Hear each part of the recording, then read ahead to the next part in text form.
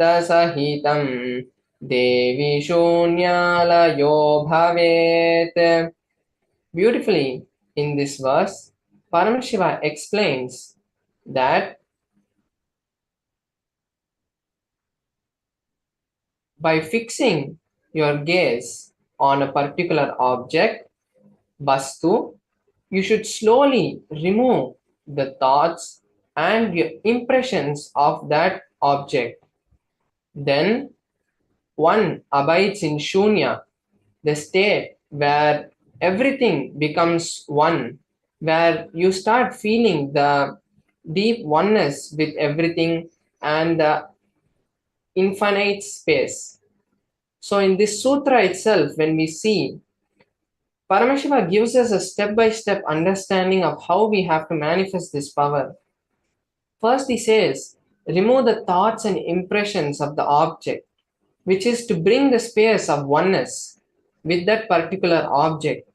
And then, when that happens, you go into the state of Shunya, the space of all inclusiveness and infinite space. You start becoming one with the field, one with Paramashiva, and at that time, you're able to move that matter.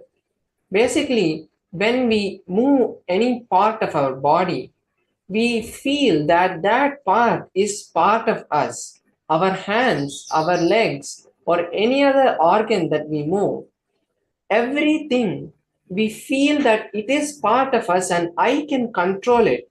Because of that strong belief that we have, we are able to manifest that movement in our body. So the same way, when we have our atma, when we have an object, when we start feeling oneness with that particular object, we can we will be able to move that object because we became that object. Like how our hands are us, like that the object also becomes us. So this is the science of moving this is the science of manifesting the power of consciousness over matter. And now I will be manifesting the power of consciousness over matter. So I have my Atmalinga, um, and I will be manifesting the power of consciousness over matter on this Atmalinga. And Paramashiva, the Supreme Pontiff of Hinduism, recently initiated all of us into the power of making the Atmalinga stand. So we'll be placing our hand like this in a flat way, and then by connecting with Paramashiva, we'll be making the Atmalinga to stand without balancing it or without touching it. And for all of us to understand what the Atmalinga is and to bring the authenticity to the manifestation, the Atmalinga is crystalline material which is directly got from the ice and the quartz which has been there under the earth for thousands of years. So that's the way the Spatika is created, and the Atmalingas are created from that. Then when we carve the Atmalinga and it is initiated by the Supreme Pontiff of Hinduism and energized and given to all of us. So that is the Atmalinga. And also, if we see that the Atmalinga is not tied to any strings, and my hand also does not have any kind of magnetic things or anything. I'm just going to place my hand on a flat surface, and the Atmalinga will stand automatically. And at this point, I would like to invite all the viewers who are watching us right now to take this beautiful opportunity to also manifest this power with me. Because when I manifest this power, I will be creating the intense space of Shaktipada, which will allow all of us to manifest the power. We will all be able to connect to that entanglement space where Paramashiva has blessed all of us that when we manifest powers, we will be able to create that intense space.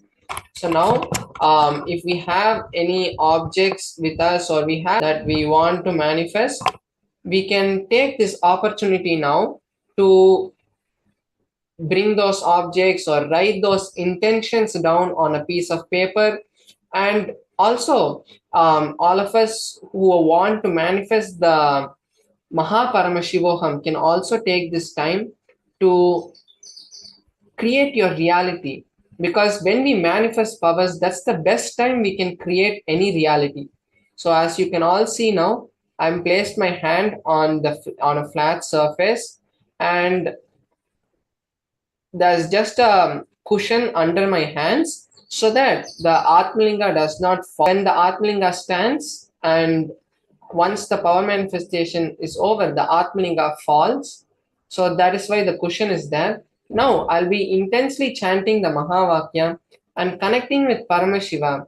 And at that time, all of us also, all the viewers watching us now live, can also chant the Mahavakya and see, visualize your reality happening. Visualize yourself in that place where you have manifested the power or manifested the reality of whatever you want. So now I'll be chanting the Mahavakya and all of us can chant with me. Om Nithyananda Paramashivoham. Om Nithyananda Paramashivoham. Om Nithyananda Paramashivoham. Om Nithyananda Paramashivoham. Om Nithyananda Paramashivoham. Om Nithyananda Paramashivoham. Om Nithyananda Paramashivoham. Om Nithyananda Paramashivoham. Om Nithyananda Paramashivoham. Om Nithyananda Paramashivoham. Om Nithyananda Paramashivoham. Om Nithyananda Paramashivoham. Om Nithyananda Paramashivoham.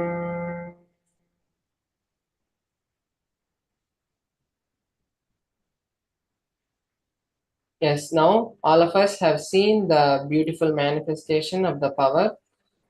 So everyone who wanted any of your realities to be manifested, or you wanted to manifest anything for your life or for someone else, take this time now to post it in the live comment. If you manifested or anything that you want to share, you can post it in the live comments, saying gratitude to Paramashiva for manifesting my reality. Because when we create that strong sankalpa to manifest our reality, which has already happened, when we feel that the manifestation has already happened, when we feel that the reality has already happened, we will be automatically the manifestation will be happening.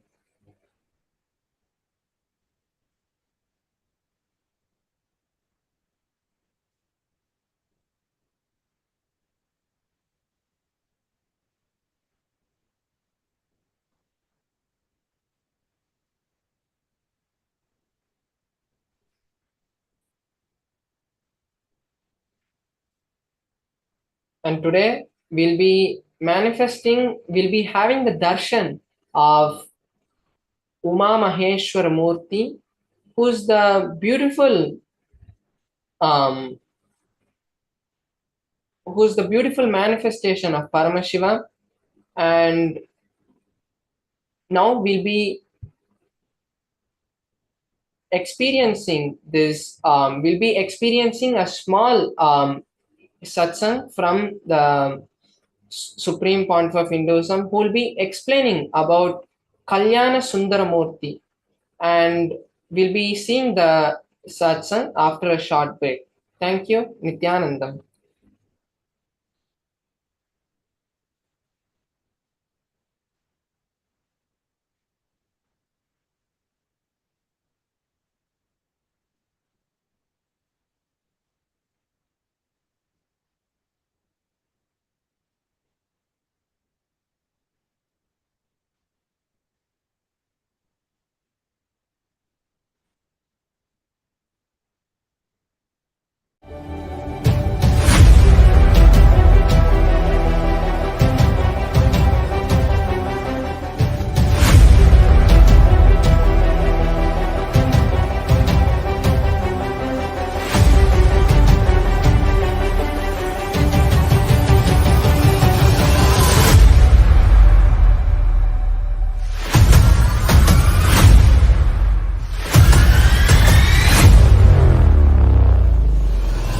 Whatever I shared till now, condensing the whole thing and reviving it as experience, starting from completion, unclutching,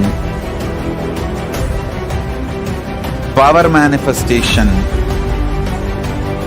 the states of consciousness, and the planes, multiple planes, everything.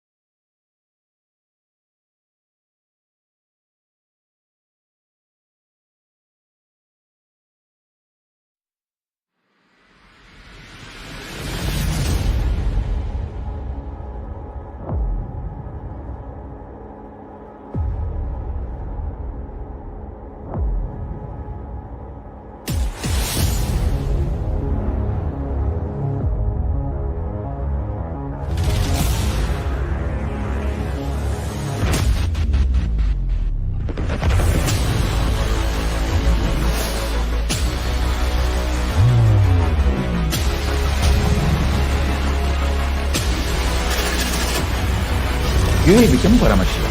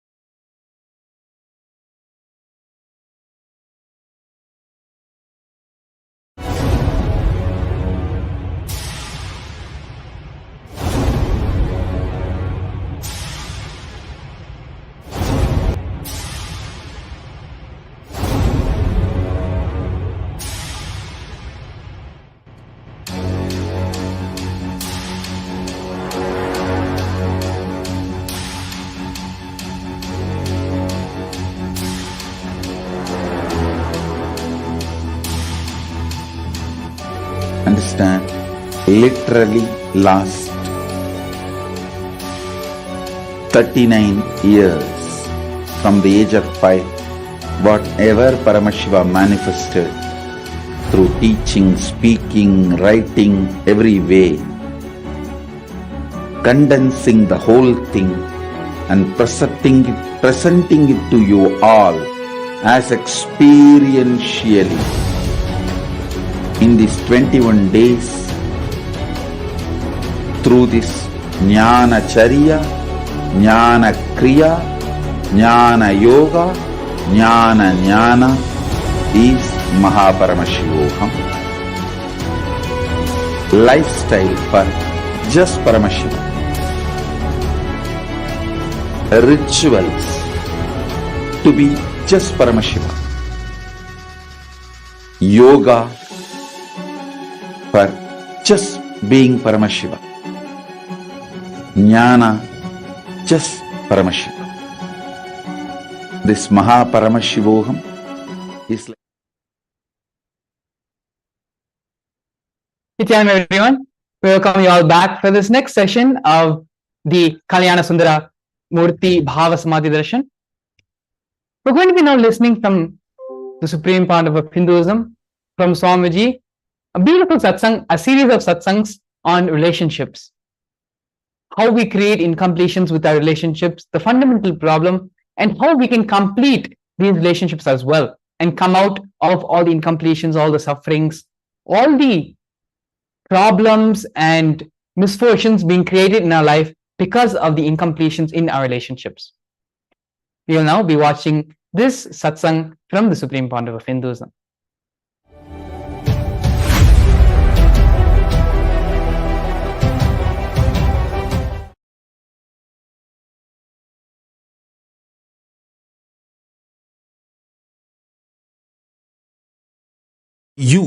you are totality of your body and consciousness. Chit Jatak Granthi. That is what Hindu tradition, Sanatana Hindu Dharma, cosmic constitution describes you. Chit Jatak Granthi. The conscious decisions of your Anma, soul, natural selections of your body, DNA, these two overlapping on each other, forming a knot is you. Now, this conscious decision and natural selection, these two, how it is matching, overlapping, decides whether you are going to be a celibate, suppressed, monogamous, just having one or two affairs outside your legitimate relationship, or polygamous. All that is going to be decided by these two overlapping.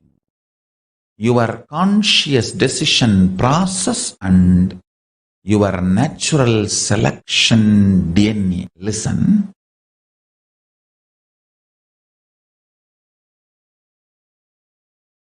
Just because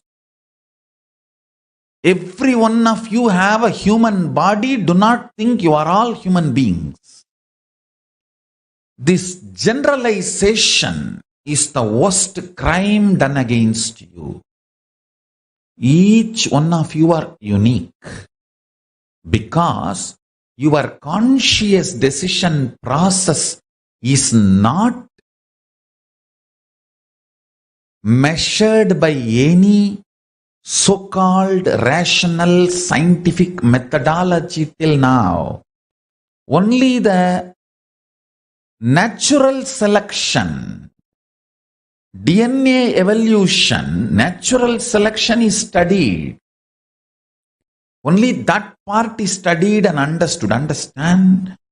Just because the science has not yet evolved to study something, You trying to deny that is a mediocre mentality. If you have taken the body from animal to human being first time, now only you have done the natural selection process and jumped into the human body.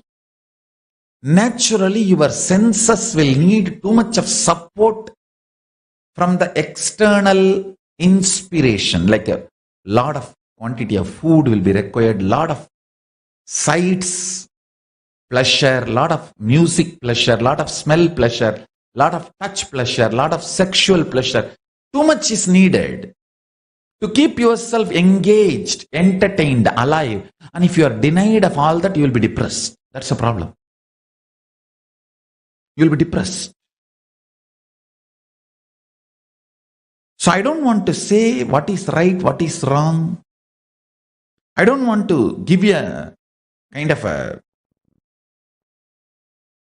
generalized solution. I will reveal the sacred secrets Paramashiva reveals. If you have already done the survival, means the natural selection process, more and more means from animal body you took the jump to human body. In the human body you lived few births and you have done a lot of conscious decision and more natural selection, and you evolved your system. Suddenly, listen carefully, too much of shadow of conscious decision gets embedded into your natural selection process, and you develop something called Divya Sarira, light body, which reduces your sensual needs drastically to keep you alive and excited. Means, if your Divya Sarira develops more and more, with less input from the external world, you will be more alive, joyful, excited, inspired, radiating. You may not need sense pleasures to keep you alive and active.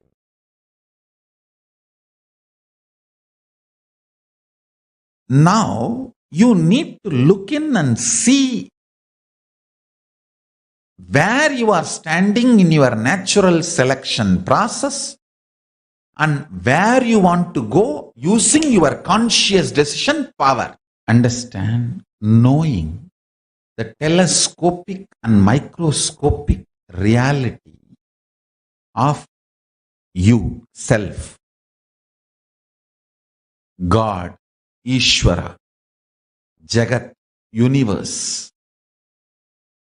makes you make right decisions about relationships. Understand? Don't think I'm giving an impractical solution for your simple day-to-day problems. No. No band-aid solution can help you in your relationships. You think just a plastic smile can help you completely be happy with your family and relationships? No. Your core need to cognize powerful cognition. Only then your attitudes and understanding about you and life will get matured. Maturity means having the telescopic and microscopic vision, clarity, powerful cognition about everything you are handling in your life.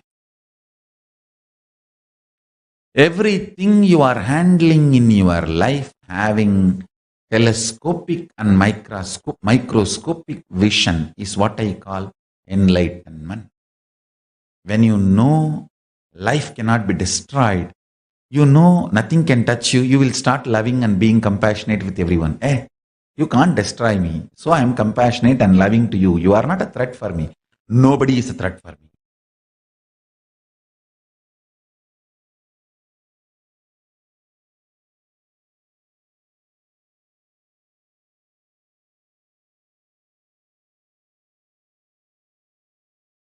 Nobody is a threat for you.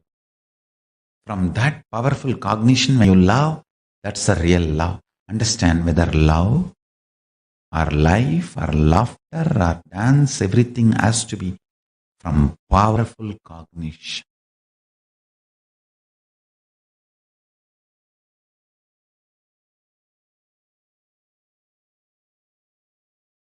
The shades of relationship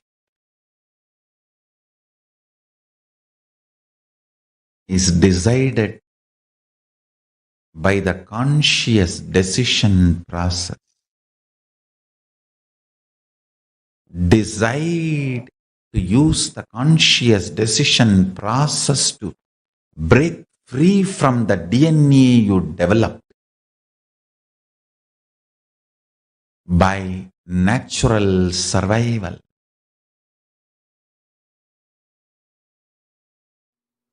From the space you are Paramashiva, even if you eat, that food will become one with you and you will become one with that food. You will bless the food and the food will bless you. You will do good to the food and food will do good to you. It will all be amazing, auspicious relationship. I am giving the example of food, whether food or any sense, listening, smelling, seeing, touching, including sexual relationship. If you operate from the space you are Paramashiva, if you operate from the space you are Paramashiva, including sexual relationship, all will be auspicious, lead to more and more oneness. This beautiful Ardhanarishwara will be your experiential reality. Ardhanarishwara is the pure manifestation of the cosmic union, Paramashiva and Paramashiva Shakti. Listen. From the space you are Paramashiva, when you operate, you are literally living God. Not God-man, living God. Understand?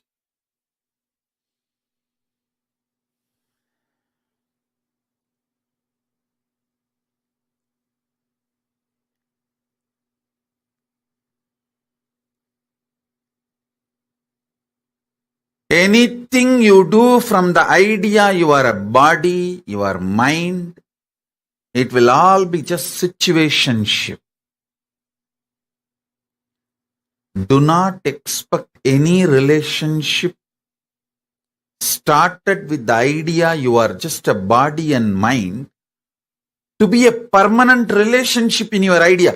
In your life, even the word relationship is wrong. Everything you do from the idea you are body and mind is just situationship. So don't blame the situations, other person, anything.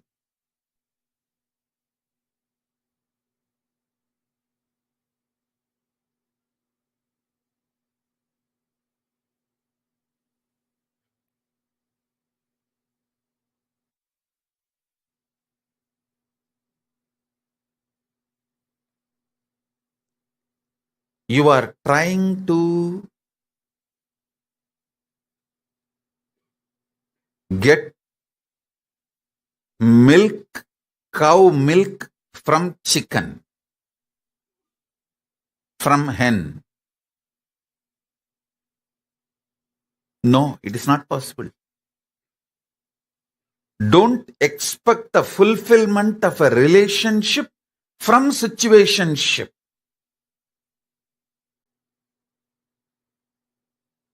Most of you get into so-called relationships because the situation pushed you into it. That's all.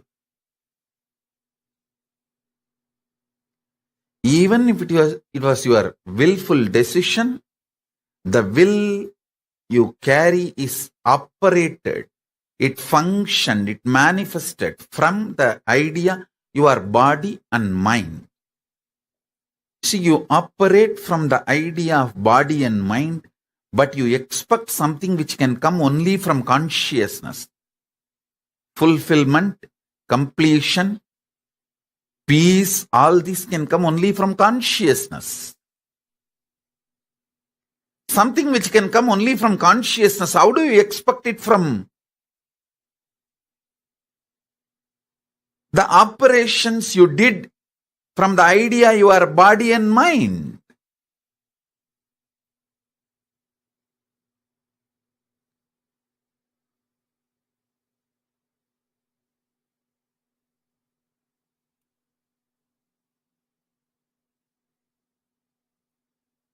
So listen.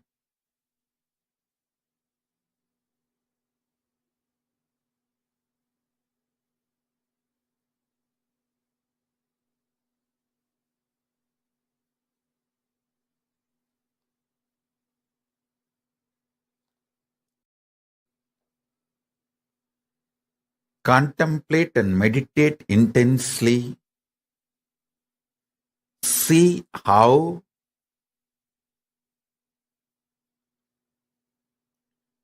you build situationships in your life, but you expect the results, fulfillment which can come only from relationship.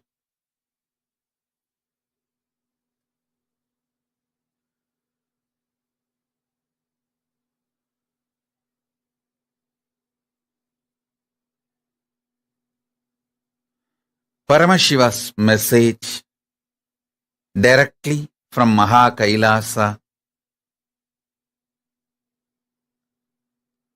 Whatever expression you do from the truth you are consciousness, sparkle of Paramashiva. Whatever you manifest from this truth is relationship. Everything else, whatever you manifest from the idea you are a body or just mind, just emotion, will all be only situationship, not relationship. The realization you are consciousness, the relationship you build with Paramashiva, that can be called as relationship. Other than this, do not call anything as relationship. Everything else is situationship. Everything else is situationship. Listen. This one truth will solve all your problems of life about relationships. All your relationship problems can be solved, resolved with this one understanding. This one understanding can resolve everything.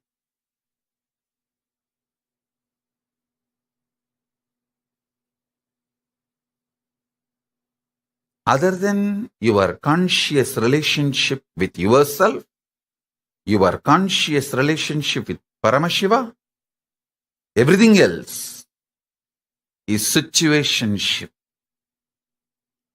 Meditate on this. Subject for today's webinar. discovering oneness in relationships. Understand, discovering oneness within you is powerful cognition manifestation.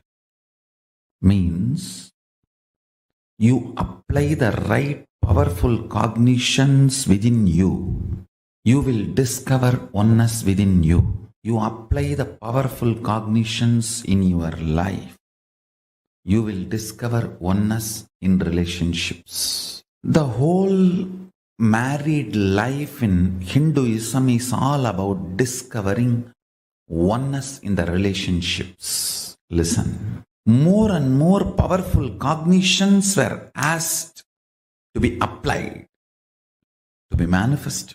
More and more powerful cognitions were supposed to be breathed and lived. I tell you, more powerful cognitions, more matured you will be with you. More powerful cognitions, more matured you will be with others. Fundamentally, oneness in relationships is nothing but more and more powerful cognition.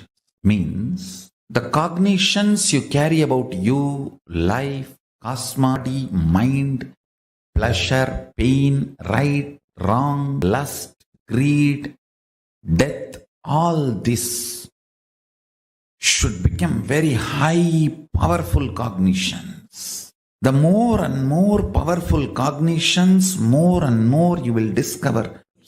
I strongly recommend, when you fill yourself with these kind of powerful cognitions, I tell you, you will come to a realization, just like you feel insecure, the other person feels insecure.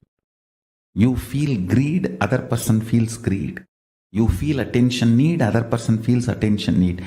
You will realize the oneness between you and the other person. You will have such overflowing love and compassion. When you realize your oneness with the other person, you will just be ready to heal the other person's insecurity, fear. You will have so much of your inner space, I tell you. Your inner space will become so vast.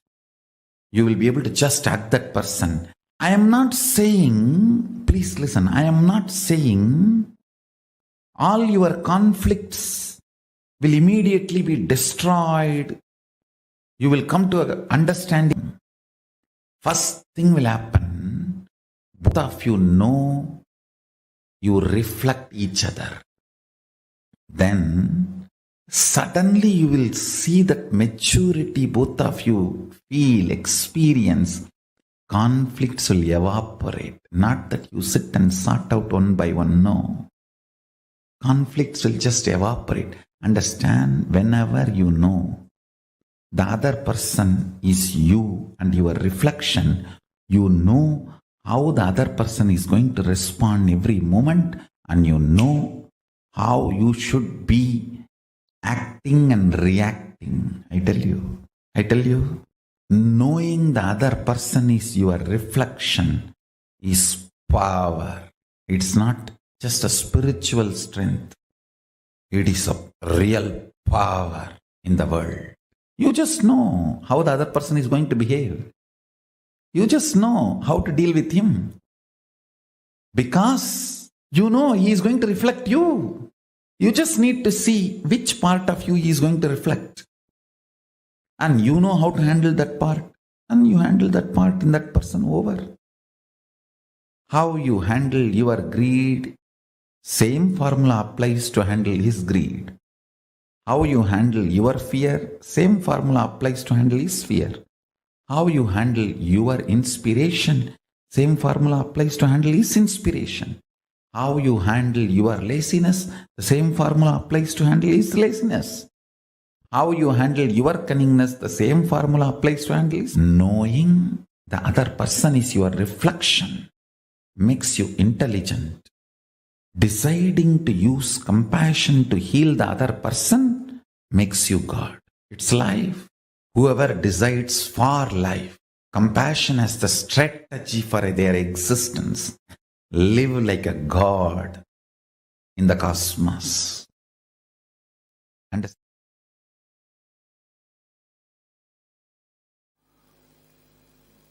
I'll expand on how the integrity and authenticity expands your relationships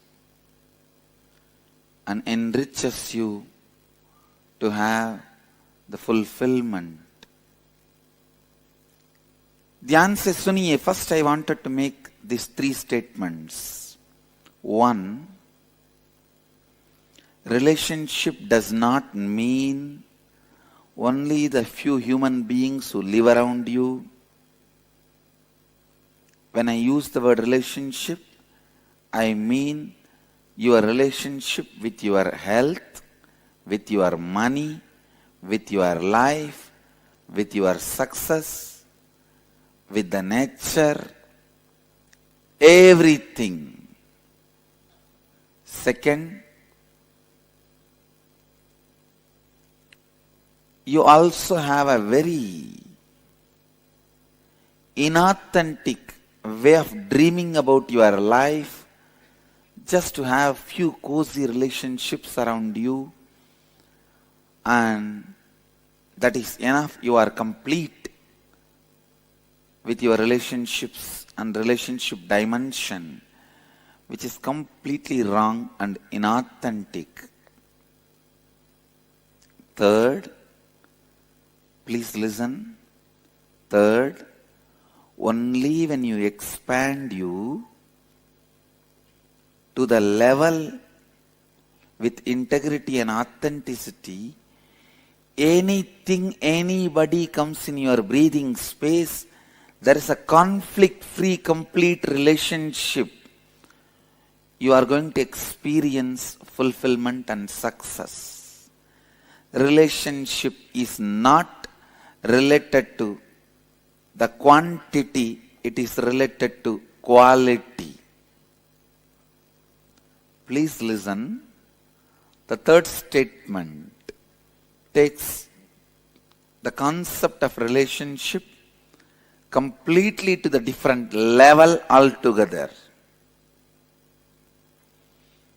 When you bring integrity, you will heal all the damage you caused inside you, outside you, due to the relationships, the ignorance you had in the zone of relationships. Listen. Your ignorance in the space of relationship not only causes damage in others, it causes damage in you also. When you cause damage in your spouse, in your mother, in your father, be very clear, you cause damage in you. Because your father, mother, spouse, all the relationships you carry decides the confidence and the energy you have about you. One of the important healing factor in relationships is the other person feeling confident, you are transformed, you are going to be different in future. To tell you honestly, nobody is too serious about the past hurt. Everybody is expecting about what is going to be the future.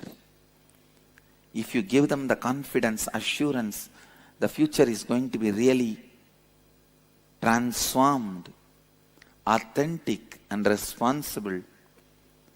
There is nobody who is not ready to heal their past or drop their past. Everyone is waiting to drop their past and relate with you in a new way. Who is interested in carrying the past wounds? How you are waiting to drop the past and have the new future. Everyone is waiting to drop the past and create the new future. Everything has to happen out of completion.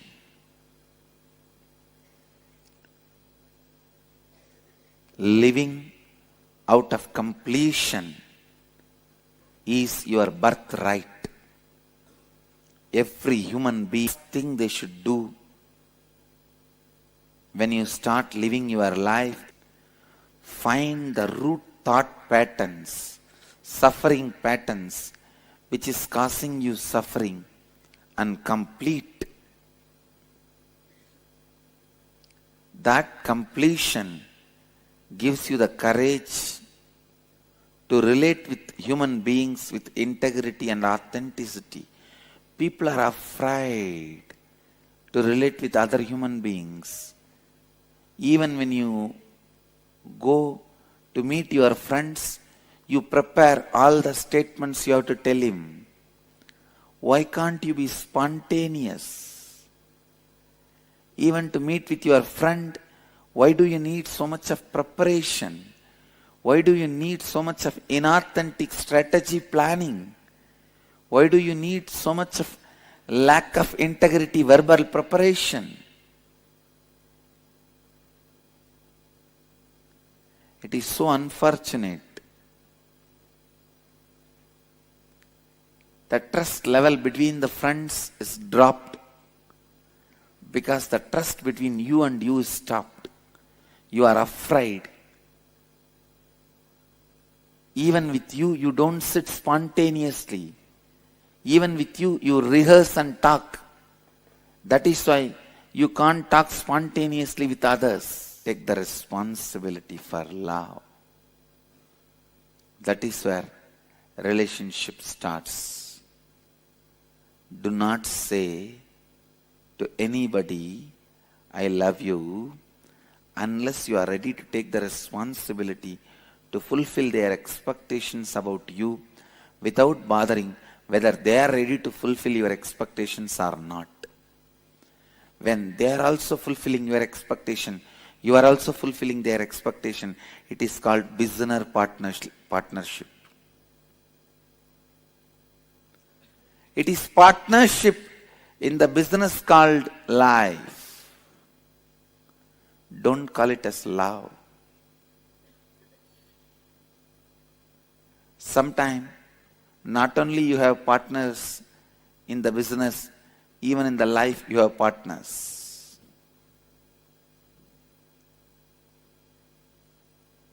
Maybe you can use the word life business partners.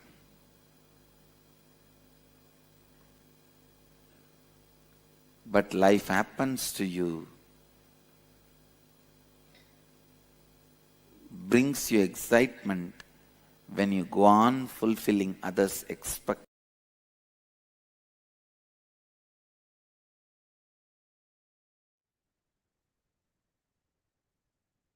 Yes, beautifully, the supreme point of Hinduism, Swamiji explained the reasons for the incompletions, problems, conflicts in our relationships, as well as beautifully giving the solution as well on how to come out of those problems and how to get into the space of completion with all those around us and all the relationships around us. So we're now going to be looking and entering into the internalization exercise to bring completion in all our relationships. Bringing integrity to our relationships heals the wounds of the past.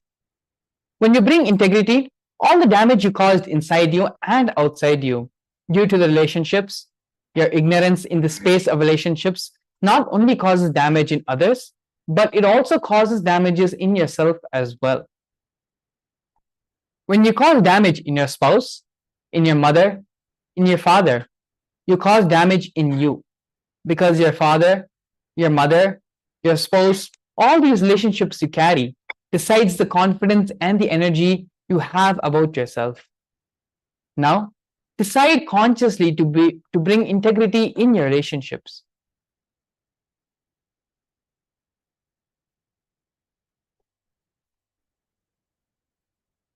Now, take a few minutes, take a pencil and a paper, and write down the 3 most important relationships in your life with whom you are feeling a lot of past wounds with.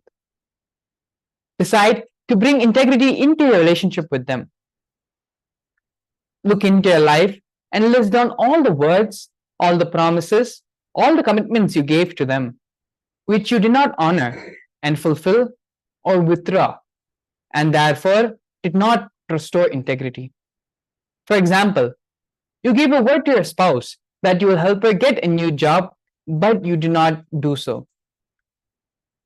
Bringing integrity into our relationships is the fundamental step, the first step through which the completion starts happening in all your relationships. So this starts by completing all the incomplete words, all the incomplete commitments, promises you made to them.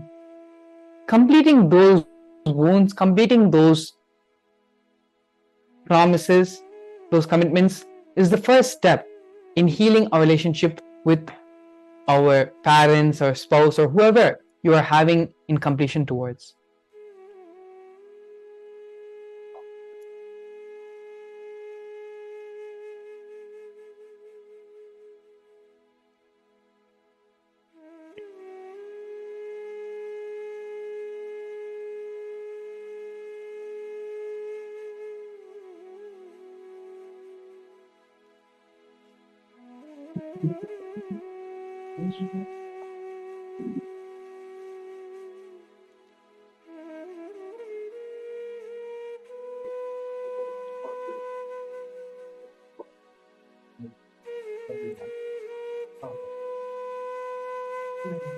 Once you've penned down all the incompletions, all the unfulfilled words, unfulfilled commitments, all the words missed in these relationships, start calling those people, call them and complete with them.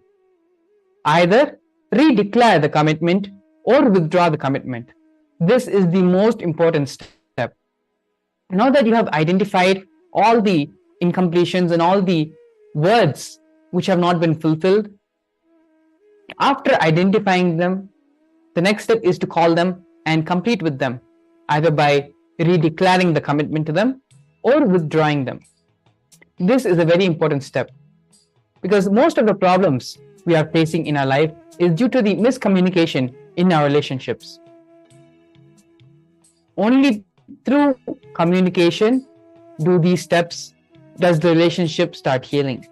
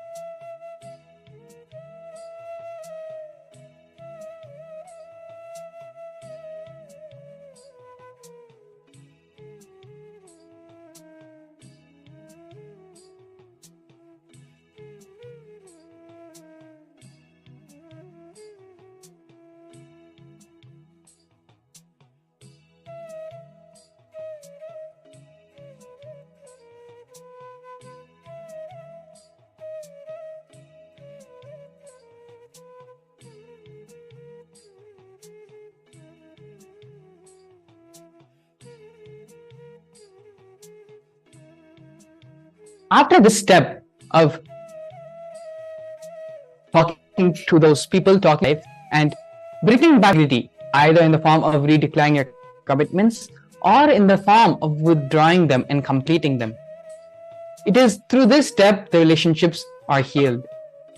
One of the important healing factors in relationships is that the other person feeling confident that you have transformed.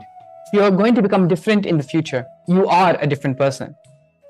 Nobody is too serious about the past pains and the past wounds, but everybody is going to expect about what is going to be the future. If you give them the confidence, the assurance that the future is really going to be transformed, authentic and responsible, there is nobody, absolutely nobody in this world who is not ready to heal their past and drop their past. So please understand, never feel any relationship in your life that they will not come to complete with you, or they will resist completion. You may not have talked to them for years together, and that anything you say now may fall on deaf ears. But everyone wants the space of completion. That is something which all of us deeply yearn for. As Swamiji beautifully says, everyone is looking towards a better you, towards seeing how you're going to be different and changed in the future. And they will always be ready to complete and drop the past. Everyone is waiting to drop the past and relate with you in a new way. Who is interested in carrying the past wounds? Just like how you are waiting to drop the past and have a new future, the same way, everyone else is also waiting to drop the past and create a new future. So with this understanding, let's have the courage to do the integrity process sincerely and heal all the past wounds in our relationships. If you need, please take a few minutes as well to pen down so that we can complete all these incompletions in all our relationships.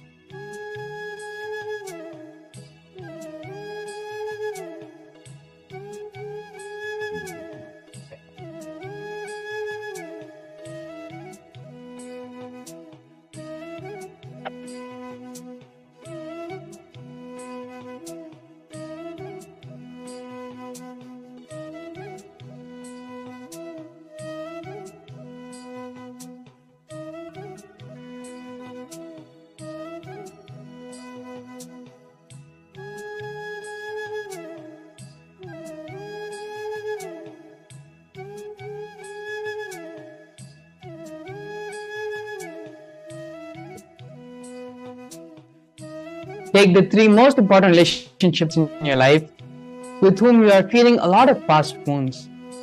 Decide to bring integrity into your relationship with them. Look into your life and list down all the words, all the promises, all the commitments you gave to them which you did not honor or fulfill, or withdraw, and thereby did not restore integrity. Now, call these people and complete with them. Either redeclare the commitment or withdraw the commitment step. Swamiji has given a beautiful 3-step process.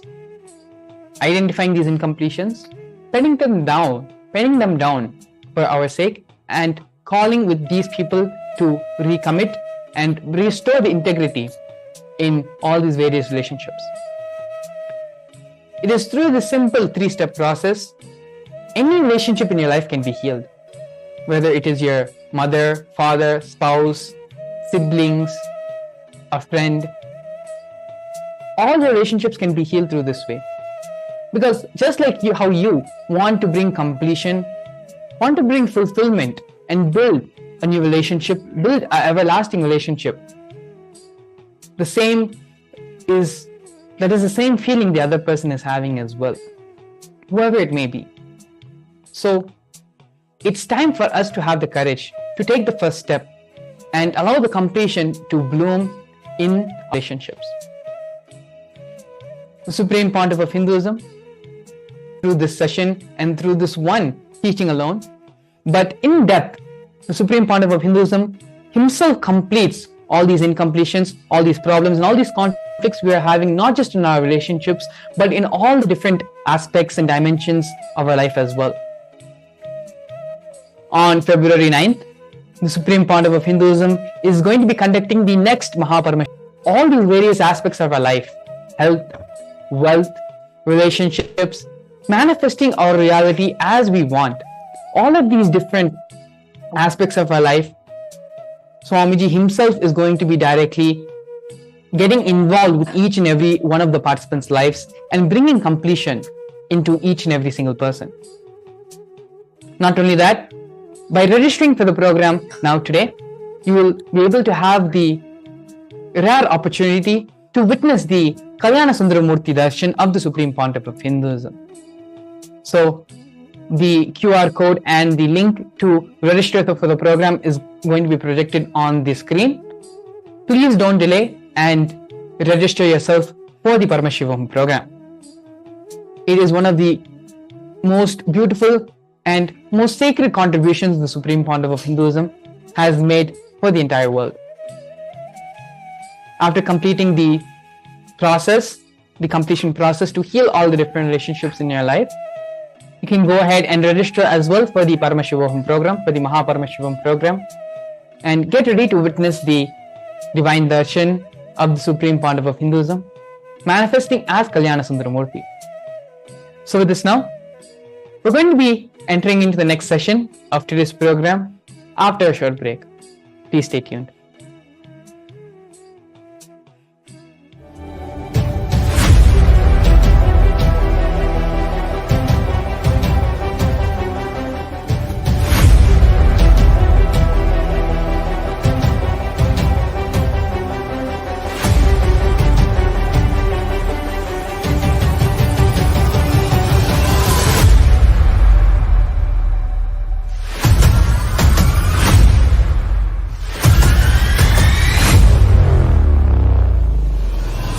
Whatever I shared till now, condensing the whole thing and reviving it as experience, starting from completion, unclutching, power manifestation, the states of consciousness and the planes, multiple planes, everything.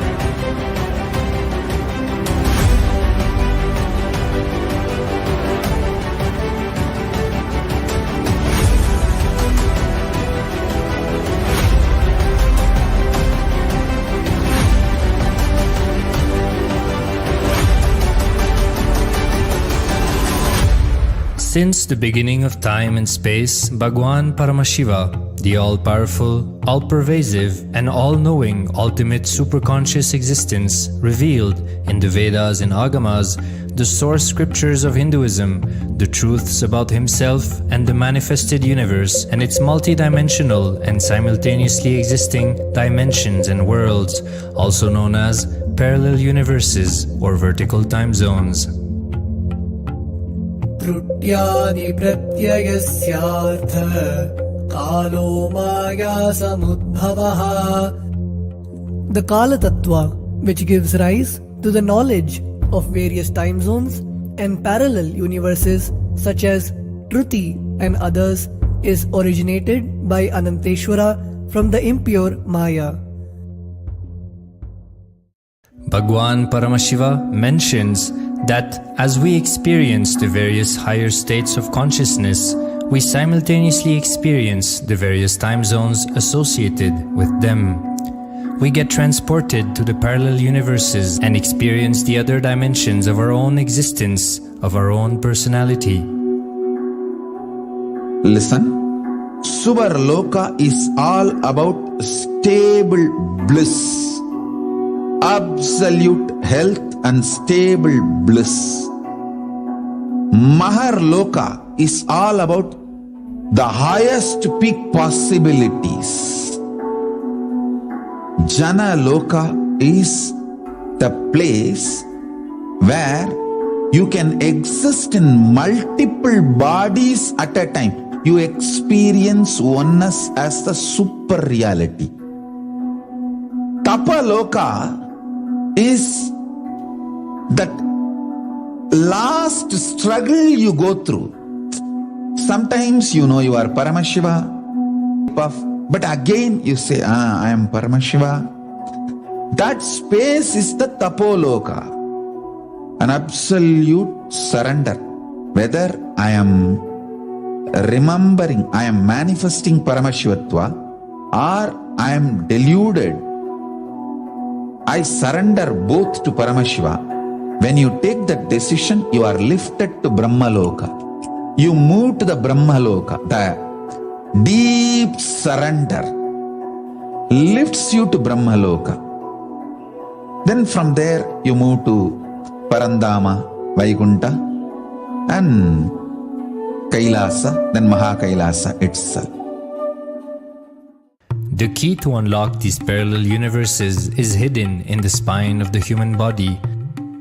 Human beings, only human beings on this planet Earth are empowered, hardwired, capable of migrating to parallel universe.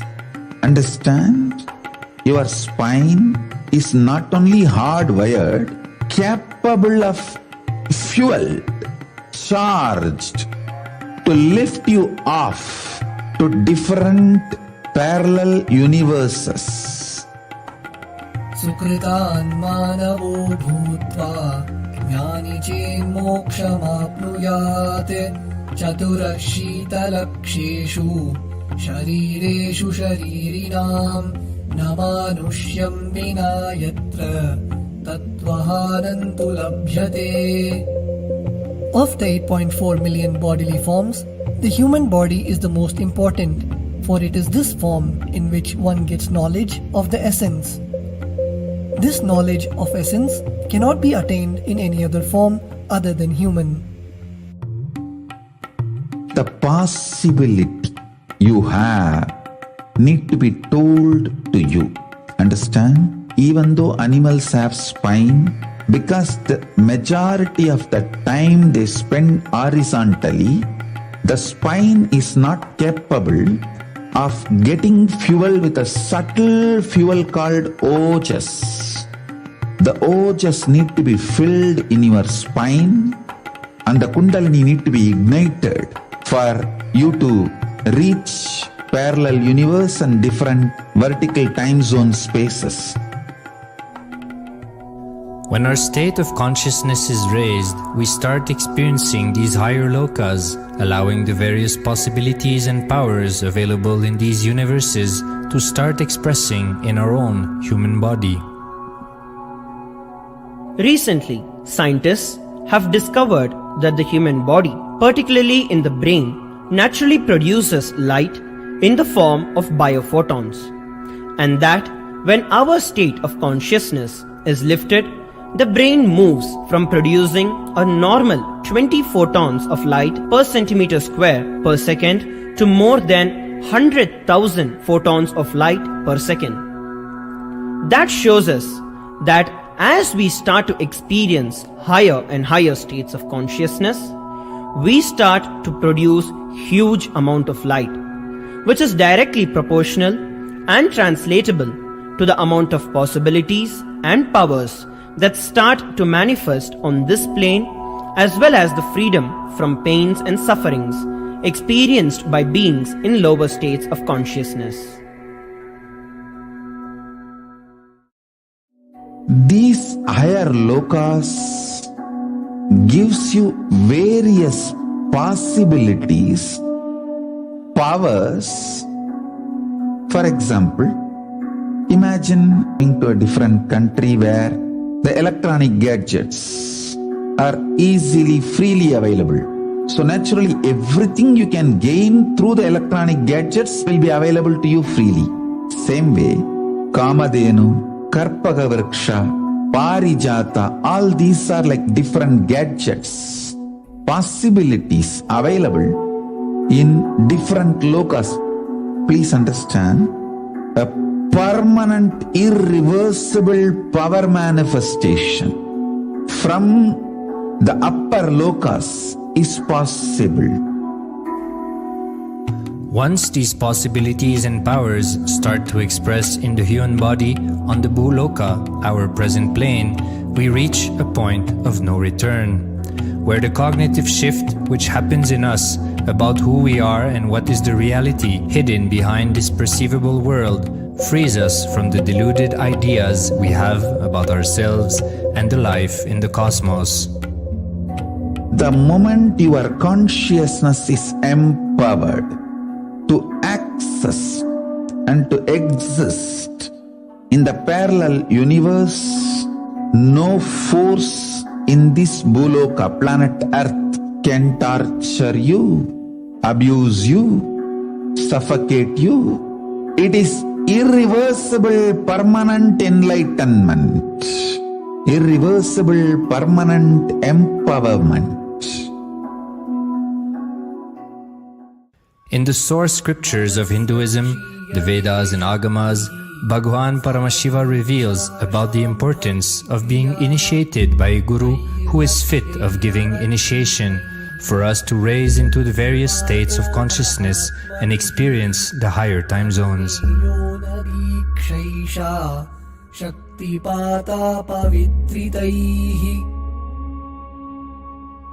The potency of Anavamala, which veils the innate and essential nature of the soul, is set into the decaying phase by this specific activity.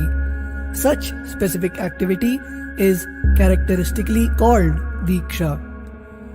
The intimate communion between the Blessed One and the Blessing One is very rare and difficult to occur. The Supreme Pontiff of Hinduism, Jagat Guru Mahasannidhanam, His Divine Holiness Bhagwan Nithyananda Paramashivam, is the 1008th incarnation of Paramashiva as per Hinduism, living amidst us today. Starting out at a young age and enduring years of intense penance, he persevered with the single-pointed vision of experiencing the ultimate oneness with Paramashiva, known as Paramadvaita. He traversed the length and breadth of India, initiated by his gurus into yoga, tantra, and other Eastern metaphysical sciences. After having many profound spiritual experiences, he finally received the ultimate experience of Paramashivoham, I am Paramashiva, from his guru Arunagiri Yogeshwara and of Paramashiva himself in the holy town of Tiruvannamalai, South India.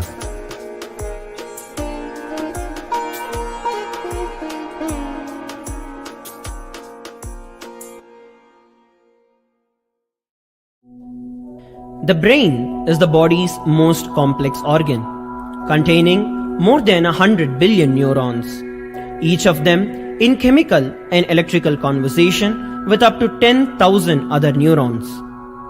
Its sheer capacity to process the various happenings of life is astonishing.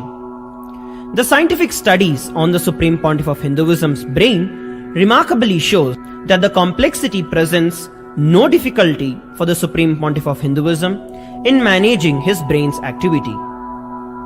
The Supreme Pontiff of Hinduism's capacity to control his brain is very fluid. He can easily shift his brain function and alter his brain waves, allowing the travel into various time zones possible and effortless.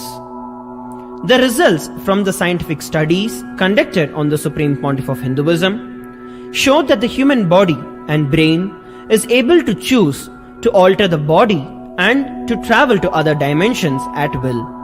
The possibility for the healing capabilities as well as the higher states of consciousness is an event of I will reach you wherever you are, whichever corner of the world you may be. I will reach you with enlightenment. Again I tell you, I am not here to prove I am God, I am here to prove you are God. Don't wait to become divine. Register now at paramashivoham.org.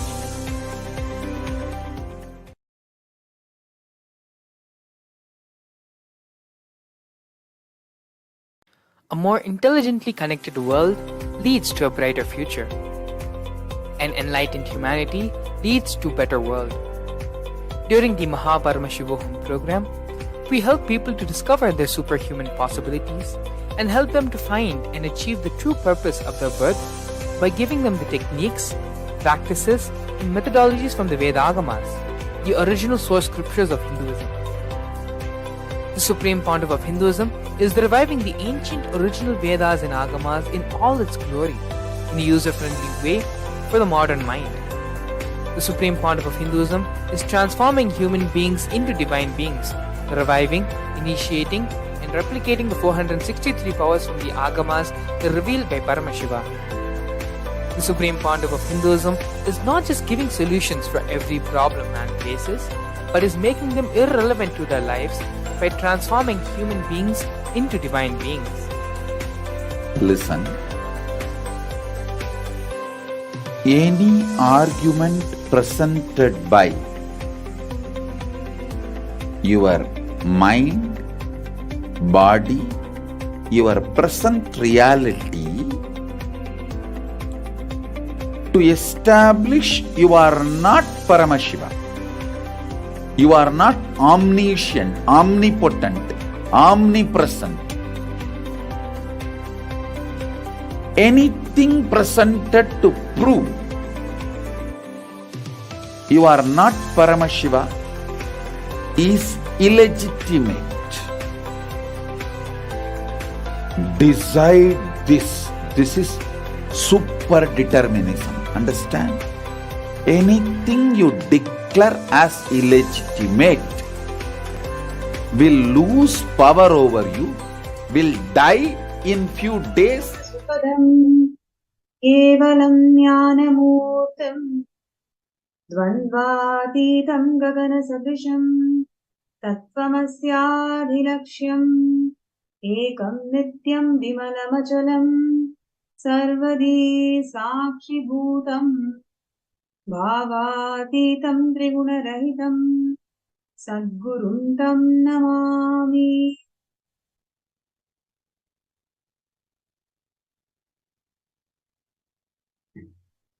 Nithyananda, I welcome all the viewers and participants from 175 countries joining with us for this Uma Maheshwara Murthi Bhava Samadhi Darshan, manifesting through the Nijavatara, the Supreme Pontiff of Hinduism, Bhagavan Nithyananda Paramashivam.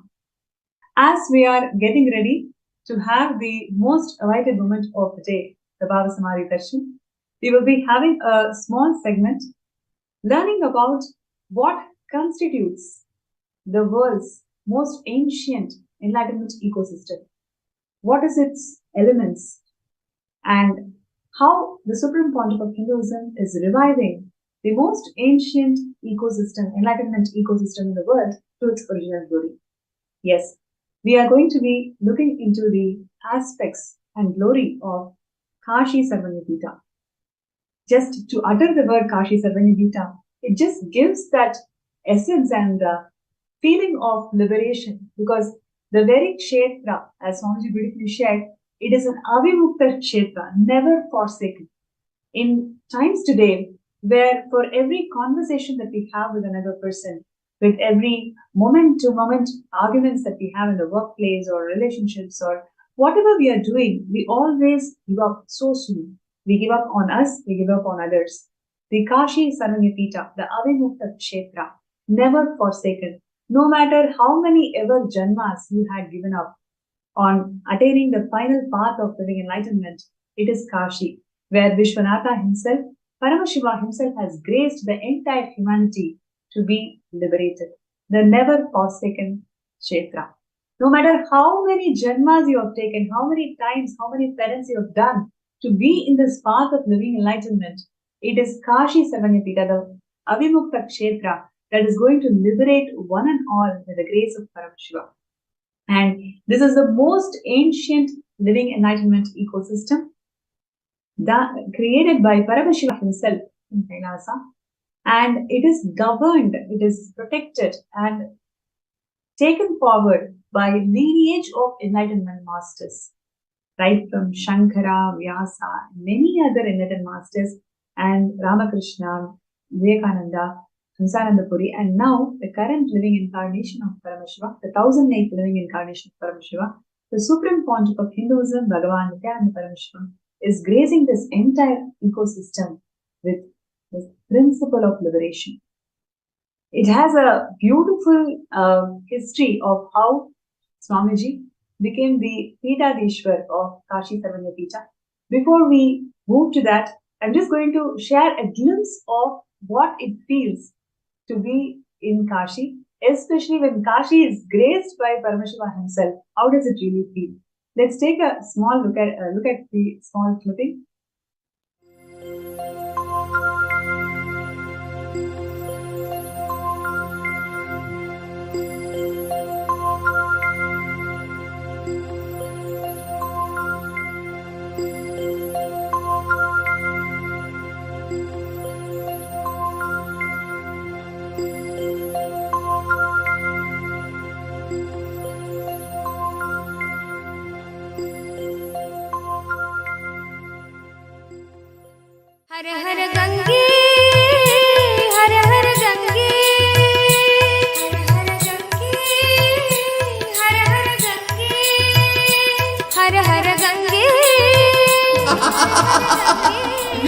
Ganga I am.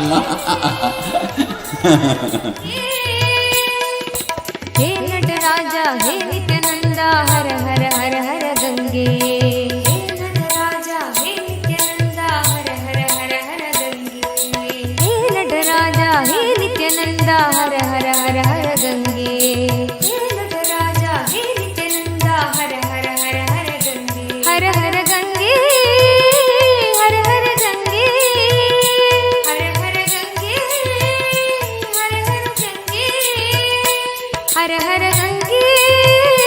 हर हर गंगे हर हर गंगे हर हर गंगे हर हर गंगे हर हर गंगे हे नटराजा हे नित्यानंदा हर हर हर हर गंगे हे नटराजा हे नित्यानंदा हर हर गंगे हे नटराजा हे नित्यानंदा हर हर हर हर गंगे हे नटराजा हे नित्यानंदा हर हर हर हर गंगे हर हर गंगे हर हर गंगे हर हर गंगे हर हर गंगे नित्यपुरीश्वरा जय गंगाधरा नित्यपुरीश्वरा जय गंगाधरा नित्यपुरीश्वरा जय गंगाधरा नित्यपुरीश्वरा जय गंगाधरा हर हर हर हर गंगे हर हर हर हर गंगे हर हर हर हर गंगे हर हर हर हर गंगे शंकरा शिव शंकरा शिव शंकर शंकर नित्या शंकरा शिव शंकरा शिव शंकर शंकर नित्या शंकरा शिव शंकरा शिव शंकर शंकर नित्या शंकरा शिव शंकरा शिव शंकर शंकर नित्या शंकरा शिव शंकरा शिव शंकर शंकर नित्या शंकरा शिव शंकरा शिव शंकर शंकर नित्या शंकरा शिव शंकरा शिव शंकर शंकर नित्या शंकरा शिव शंकरा शिव शंकर शंकर नित्या हर हर गंगे हर हर गंगे हर हर गंगे हर हर गंगे हर हर गंगे हर हर गंगे हर हर गंगे हर हर गंगे हे नटराजा हे नित्यानंदा हर हर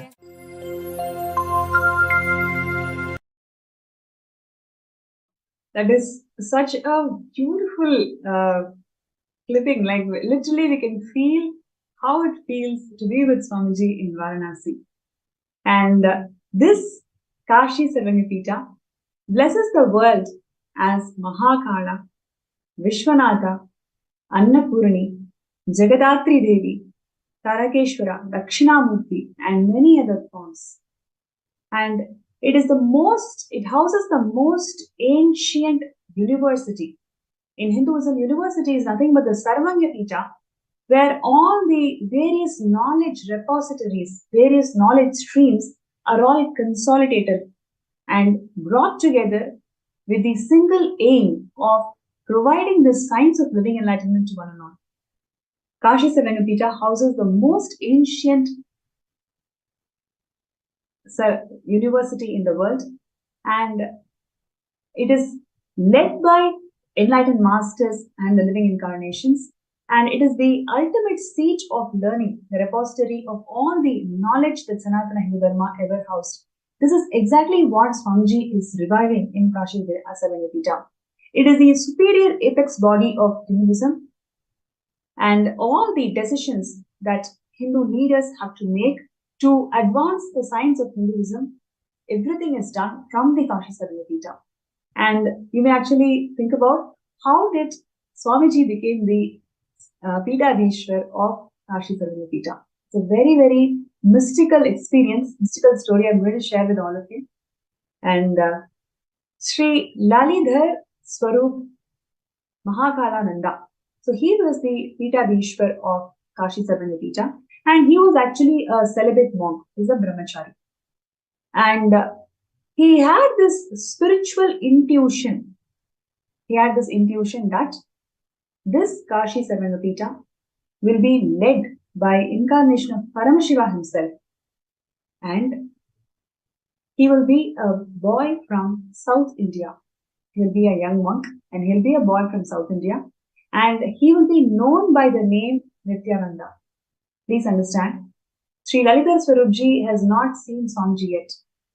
He had this intuition that the next Pitadishwar will be the incarnation of Paramashiva by the name Nithyananda. So mystical, isn't it? And recognizing the possibility that he may not live to see this great happening where Paramashiva himself descends to the planet Earth to revive the Kashi Sarvanapita that he has created at the very beginning. He knows that he may not live that long. So he actually writes that in his will and hands his property, his ownership of Kashi Sarvanapita to the next successor.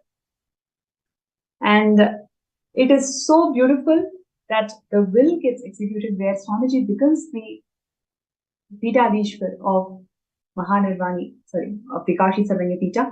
And he was so right in saying that it is Swamiji by the name Nithyananda. He actually came and revived this entire Kashi Sarvanapita to its original glory.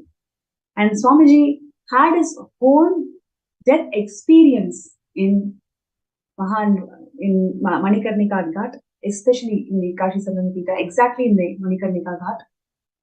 And there's a beautiful narration of Swamiji where he says that the previous day when Swamiji visited the Vishwanatha, he could not cognize the Vishwanatha, like why so many thousands of people are coming here.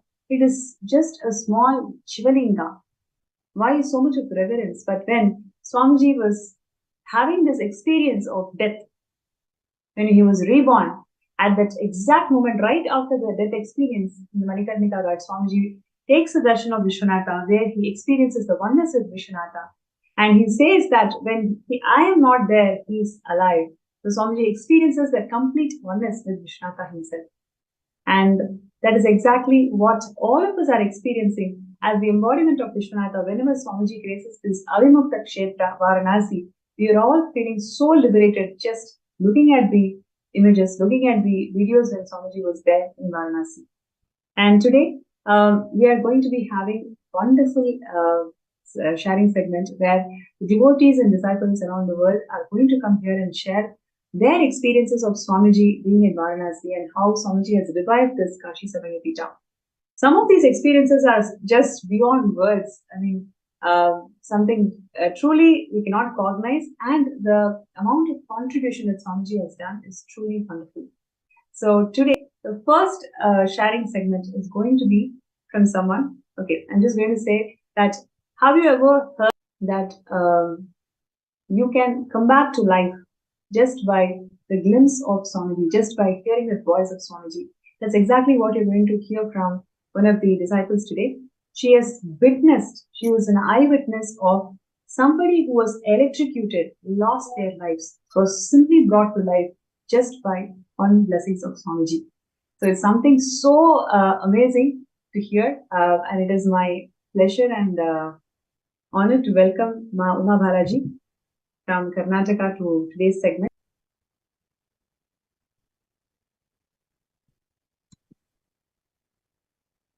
Yes, thank you so much, Ma Uma, for joining the segment today.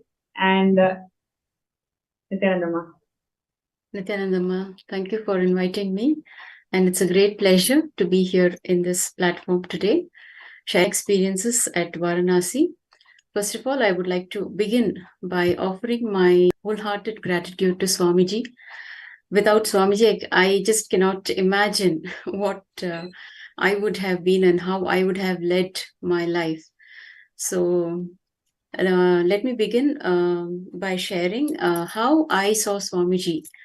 I met Swamiji in the year 2007, and since 2007 to 2014, where the IA happened at Varanasi, I only related with Swamiji as, he is Bhagavan Sri Krishna and as Mother Meenakshi. But for the first time at Varanasi, I witnessed the powerfulness of Kala Bhairava. Swamiji could be this powerful. I witnessed that part of Swamiji only when I saw him very much alive at Varanasi. So the first day when we landed at Varanasi, Swamiji was standing there with that rope which Kala Bhairava holds in his hand during darshans. And we went and received his blessings. And after that, I think it was a journey that has been embedded in me, and I cherished these memories over and over again. So the first experience that I had at Varanasi that I witnessed was that of this person coming back to life. So they were making elaborate arrangements in the lawn of the hotel where the program was being conducted. And suddenly I heard a lot of commotion happening. What was the arrangements, Pama, actually? It was the Kala Bhairava Homa that was being done there, and the arrangements for Kala Bhairava Homa was happening there. Wow. And all the participants were gathered, and they were all seated, and they were trying to find their place prime. You know how it is when Swamiji is around. Everybody wants to get have the best of Swamiji. So they were finding their spots. We have done that multiple times. Yes. So I was a volunteer there at that time. My son was doing his engineers, and I was volunteering for the program. So we were moving around helping the participants, and suddenly I heard some a loud noise, and there was so much commotion. And by the time I could reach, I was midway, and somebody came and told me, Kala Bhairava liberated him. Kala Bhairava liberated him. He died. He passed away. And the moment I heard the word death, at that point of time, I was devastated. I was devastated, and the moment I heard that somebody had died and they had been electrocuted, and somebody passed away by being electrocuted, it only brought immense sadness. So I just withdrew from that place, and I just isolated myself from the crowd. I just moved away, and I went and sat there in silence, and I closed my eyes, and I started praying to Swamiji intensely. What will happen to his family? How would they react? What would be their first reaction when they hear that, this member is no more? So with those thoughts, I just isolated myself, and the Kala Bhairava Homa happened beautifully. Everything went the way it had to, go. And but after 3 days, when we gathered back in the hall, every day we used to have session, but on the third day of this incident that happened, we had a sharing from a Swami. And this person who was supposed to be electrocuted and passed away was very much alive there. Later, we got to know that it was the photographer, the official photographer, who got electrocuted. And then we heard from Nithyananda Swami initially about the experience that the photographer had, and she was also an eyewitness. She was very much present during the happening when the incident happened there.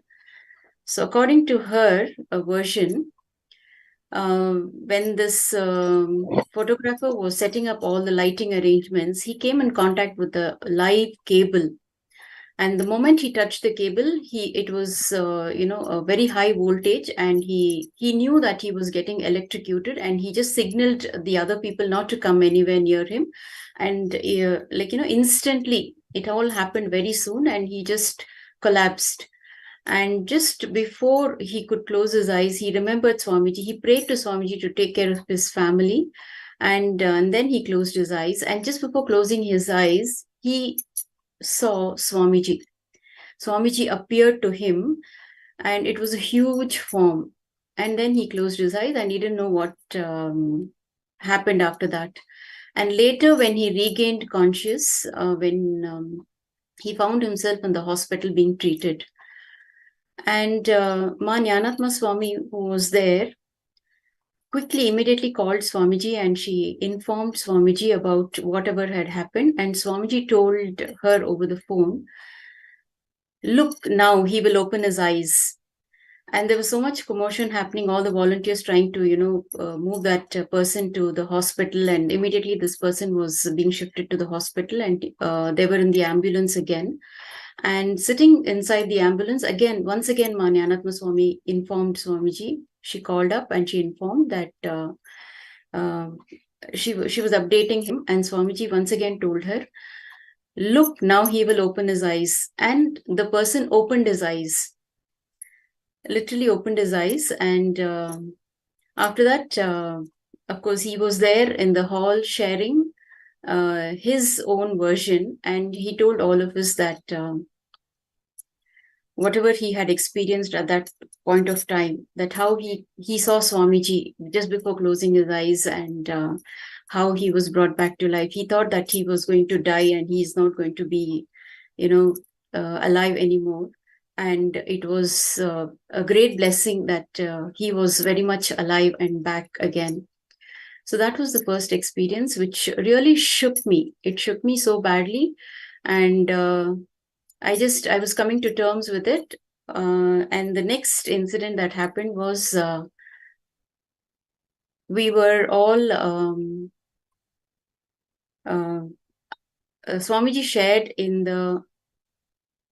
during the program that we would all be doing the death meditation at Manikarnika Ghat. So we will all be going there, and we will all be going by boats. So the day, I think it was the 10th or 11th of May, and we all assembled at a certain place, and all of us got to travel along with Swamiji. So there were about 5 to 6 boats, and Swamiji was in one of the boats with all the Mahants and Kotharis, and our boats were going behind Swamiji's boat. So the first day when we went, suddenly there was a mild storm, and it started raining, and the boats went out of control. So the boats went towards the other side of the bank, and Swamiji got off the boat, and he walked towards the bank. And when he stepped down, he found a skull there, and Swamiji put his foot on the skull. And later Swamiji shared that the skull was that of a seeker. And he was waiting for Swamiji to come there and liberate him. And even Swamiji's boat stopped at the exact location so that Swamiji could liberate him. That was the experience. And then we returned back, and Swamiji shared that, Kala Bhairava's presence was so powerful, and we need to align. All of us need to align. The whole group had to align. And once again, we were asked, the next day we were taken back to that same place. And this time, all of us reached Manikarnika Ghat. We witnessed all the bodies being burnt, and Swamiji led us into a meditation. He asked us all to visualize our own bodies burning. So that also happened in a very beautiful manner. Before Varanasi, the word death, brought so much of fear inside me, so much of insecurity. Even when I heard news of somebody passing away, somebody passed away, it would bring in a lot of sadness inside me. And I also remember watching, when Princess Diana passed away, the whole day I was glued to TV, to the television, and I was watching that whole happening. And I just couldn't come out of it. The grief, I would experience the grief that the family person would be experiencing. I was that kind of a sensitive person. And when I was watching these dead bodies burning, leave alone grief, sadness, I was just empty. There was no the emotion of sadness or, fear or insecurity, nothing. And Swamiji also shared that, all the families, wherever the death happens, in whichever family, the families don't grieve. They don't cry when somebody passes away. They don't cry because it is directly, they all have that understanding that Paramashiva himself comes down and liberates each and every soul there, especially the souls, the bodies that are being burnt. Paramashiva is standing with his Trishul and moving all the bodies and liberating them. This was the understanding Swamiji gave at that point of time. And after that, of course, a lot of things have happened, and I have somehow come to terms with death. Death is, again, the soul taking another body and moving on. It is not the end of life, it is a new beginning. So this understanding I received for the first time from Swamiji when during this Varanasi inner awakening. And it also helped me change as a person. What Varanasi can do when I was there, I was not myself there. We would be so active the whole day, and the heat was unbearable. And I'm born and brought up in Bangalore, so the weather here and the weather at Varanasi are like, extremes. And it was like one day we witnessed around 52 degrees. 52 degrees Celsius was the temperature there. And even in that heat, we could run around, we could do so many things. When you volunteer, you can't think about yourself. You don't put yourself first. You put everybody else in the forefront. You need to attend to each and every person there. You need to take care of that person's needs, make that person as comfortable as possible as a volunteer. And not only during volunteering, after as a volunteer, I see myself taking up responsibility for my family, the way I reach out to them, the way, I connect with people. Swamiji has changed so much for me and so many things in me. I'm not the same person again, like, what I used to be earlier. So much of expansion happened. And and let me continue the next, after the meditation, what happened, it's even more interesting. So when we were returning back again, I saw Swamiji. Suddenly he stood up and he held his Trishul in his right hand. And we have seen how Swamiji stands. He is embodiment of Paramashiva. He is the incarnation of Paramashiva. And I was always amazed the way by Swamiji's body language, the way he sits during darshan, the way he stands, there will be no movement, and it will be so graceful to watch him. You just melt by watching him. The way he was standing, there was so much powerfulness in his posture, the way he held his Trishul. And as he held the Trishul, I witnessed the clouds which were clear until then. Suddenly, it became dark and there was a storm again. There was so much of wind, there was strong wind, and suddenly it all became dark, and there was so much of dust, rising from the surface. And the river suddenly started experiencing strong currents. And then again, the boatsmen, they lost control of the boats. Till then, we could see each other. All the other boats, it was visible to each other. And when the storm happened, we lost sight of all the other boats. And none of us could understand what was actually happening. And it started raining. We could not see each other for a very long time. The boatsmen were trying to, balance the boats and, trying to bring it to the bank, but it just couldn't, it was not happening, and they were continuously losing control of the boat. And all that we did was we just held on to Swamiji. At that point of time, Swamiji had given us the Mahavakya, Om Hrim Nithyanandaya Namaha. All of us just started chanting the mantra, and I could see half of them were, most of them were very calm and they were poised. Some of them a little, scared, but none of us lost control. All of us were, we felt that, we will be secure, we will be safe, and Swamiji will take care of us. And that was the feeling that was happening. But personally for me, till the last minute, I was confident that Swamiji would save us, and he would, he wouldn't let anything bad happen to us. And suddenly, after it was, I think this was happening for almost an hour. This was going on. And finally, when I was about to give up, that thought just happened. the thought just occurred to me that, I'm not going to be maybe alive. Just when the thought occurred, I saw that, some fishermen who had just come there to cook and eat at that point, maybe it was at around 8 p.m. in the night, 8 or 9 p.m. in the night. They had come, they saw our boat was like, going out of control. So they just threw the ropes and they pulled the boat to the bank. And by then all our Sangha members, some of the Sangha members and sannyasis, and they all came and helped us on the boat. And later we learned that Swamiji's boat had also, they were able to park that boat, and Swamiji had gotten off the boat.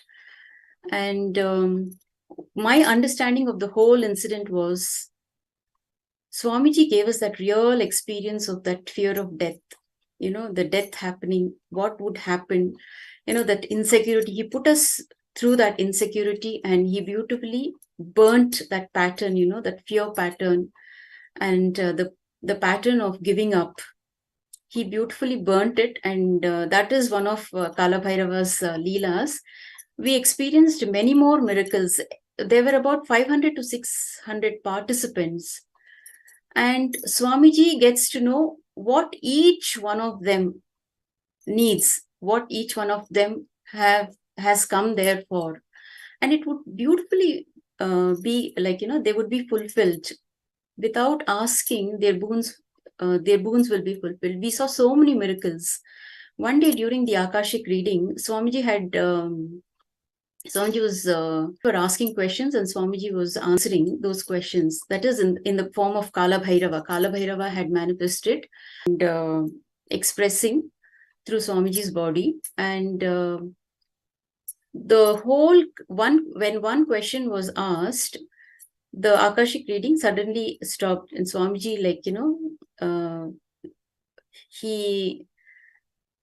the entire Akashic reading suddenly stopped, and none of us heard the answer. All of us thought the same question is going to be asked the next day by the participant, and all of us can get to know the answer. But surprisingly, the participant who had asked the question came and shared in the hall the next day that she had received the answer. None of the participants had heard the answer from Kala Bhairava. It was only the participant who heard the answer. And that was also a big miracle. How can it happen? 600 to 700 people are seated in that room, and none of us heard, Kala Bhairava reveal the answer, and only the participant who had asked the question had heard the answer. So these kind of miracles was every day there would be some or the other miracle, and some, every day people would come and share their miracle stories. So it was a wonderful period. We enjoyed I think that's really amazing, Ma. How Swamiji is reviving the entire Kashi Savanapita by giving us that experience of liberation. See, fulfilling each person's reality and causing miracles is nothing but anugraha. His very anugraha, his grace and liberation is what we are all experiencing, and he's raising us all to that space. So it's so beautiful. Everything that you shared, especially the person who was brought back to life, the moment you shared about that, Swamiji, you have to take care of my life, and literally Swamiji appeared and he brought his life back. So Paramashiva is manifesting as Swami, as so beautifully as Vishnatha here. And today all of us are here to learn more and more about all the amazing revival of Kashi Savanapita, and everybody who wants to support this mission of reviving ancient enlightened kingdoms. Swamiji is the successor and Pitadishwar of 21 ancient Hindu kingdoms, and Kashi Savanapita is one such Hindu kingdom. And if you want to support this mission of reviving all the ancient Hindu kingdoms and bringing back the legitimacy of Sanatana Hindu Dharma, you can sign up as a Sarvangapita Yajaman through the link that is being projected, skshp.org/contribute. So, Uma, I would like to ask you, this whole experience of death, being with Swamiji in Ganga, What is that powerful cognition that was ingrained in you after that experience? Because that is what all of us are looking for, right? Right now, in today's world, we are facing so many issues. We don't know what is the solution for all the problems that we face in our lives. When we get these powerful spiritual experiences, especially in the presence of incarnation, what was that powerful shift that happened within you? Swamiji actually shared in one of the satsangs there in Varanasi that Kala Bhairava is a precise father and a compassionate mother.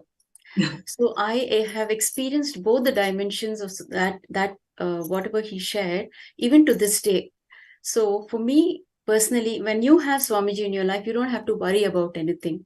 So even when I forget sometimes, and I get back into that, whatever the human dimension of me, myself, worrying and, he brings me back again. Every moment he takes care of me. I've been taken care of by Swamiji every moment. The food that I eat, the places I need to go to, the people whom I have to meet, or, whatever, each and every activity of mine is pre-planned and scheduled by Swamiji. And every moment he is there for me. I just have to remember Swamiji, and that's it. And it is taken care of. And I was also talking to another devotee today who was sharing her experience about losing her father and, still going through the grief that of losing a loved one. So all I told her was, you still have the cosmic father. Okay, and the cosmic father can do much more for you than your biological father. So trust him, just surrender to him, trust him, complete with him, and come back, get back, and see how he aligns you and what all he can do for you. So this is what is my experience with Swamiji. He's there for me wherever he is, though he's not physically available.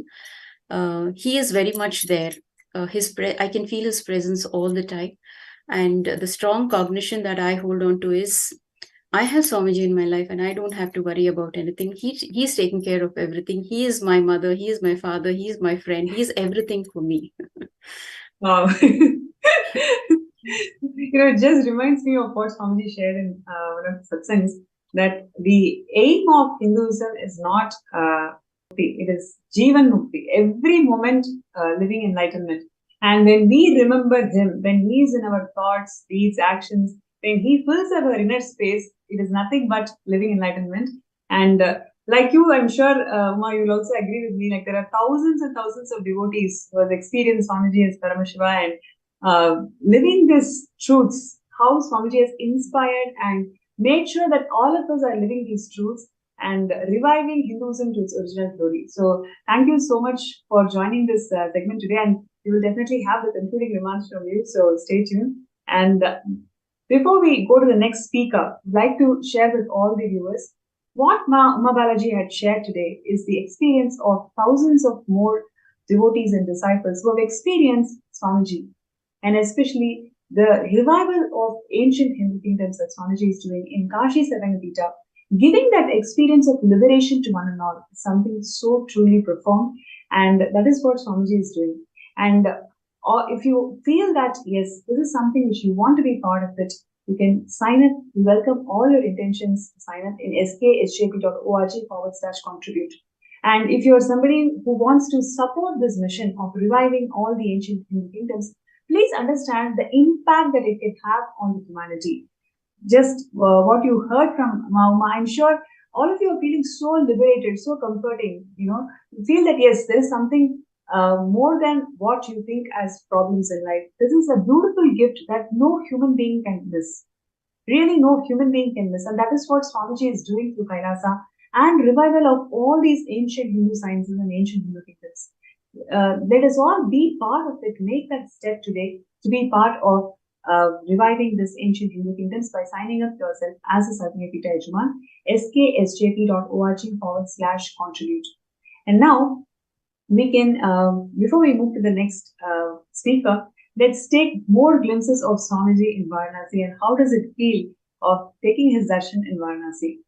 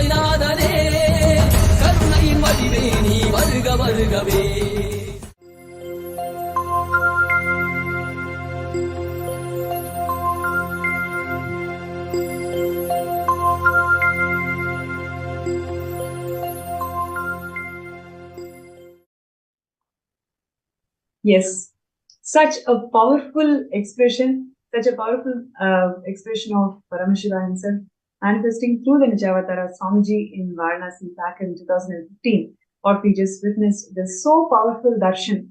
And many such powerful darshan Swamiji has graced the humanity in Varanasi. So many thousands of lives, like just like how Mama said on the previous sharing, the skull literally brought the boat towards it just to get liberated by Swamiji.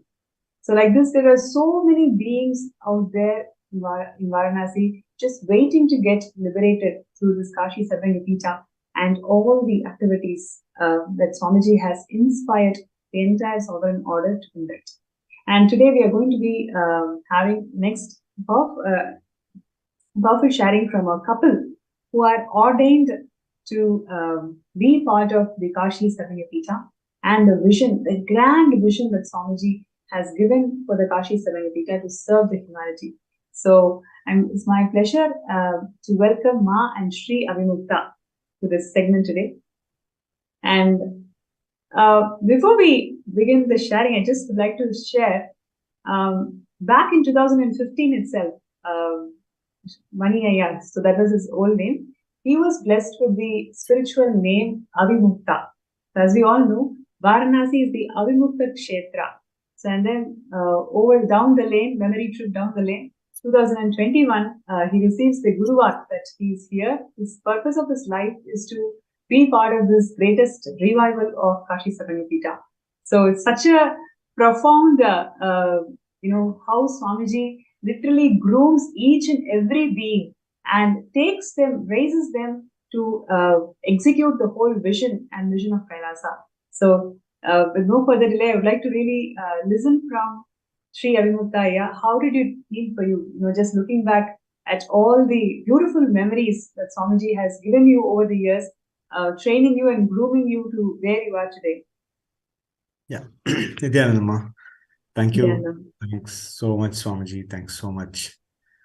It's really a very close topic to me, and it's a very exciting one. Thanks for this great opportunity to talk about the name to where I am. So, of course, I got connected to Swamiji through his books and other things, but the important, if I look back, the important touch point I feel is 4 days NSP. The peak of the program is the death initiations. I know the devotees of 2000 to 2010, most of them would have got touched by Swamiji by that death initiation process. So that was, earlier I was too much of a logical person. So, the book can give you a knowledge and tons of information. But I remember the NSP where the second day Swamiji came and he said, let's go for death initiation, and that's all. That's all. That 4 or 5 hours or something was, I never know that it's going to be the completely changing hours of my life. I can add the word like it's beyond experience. I can't describe it, blah, blah, blah, blah. But how that is reflected, that's what matters. And after that, that particular program faced with religious persecution, which was vast in the, in a spiritual thing, and what Swamiji was has to face as Sangha was, it's really it's beyond words. It's so sad part of a black part of Hindu spiritual history. So, but always I'm a little hesitant person to take any decision like that. But the experiences which I got in that particular program made me to stand up. Mm. I know very well it's not me. It's not my usual me. It's my being me. And that's a turning point. Like how flower as a seed, it becomes a tree. That seed of that experience slowly flowered, and I could able to stand up and say, that's enough. And that's a really start changing phase of me. Then I never missed any of the program of Swamiji, and not even a single day has left, listening a satsang, reading Swamiji's book or being part of Sangha.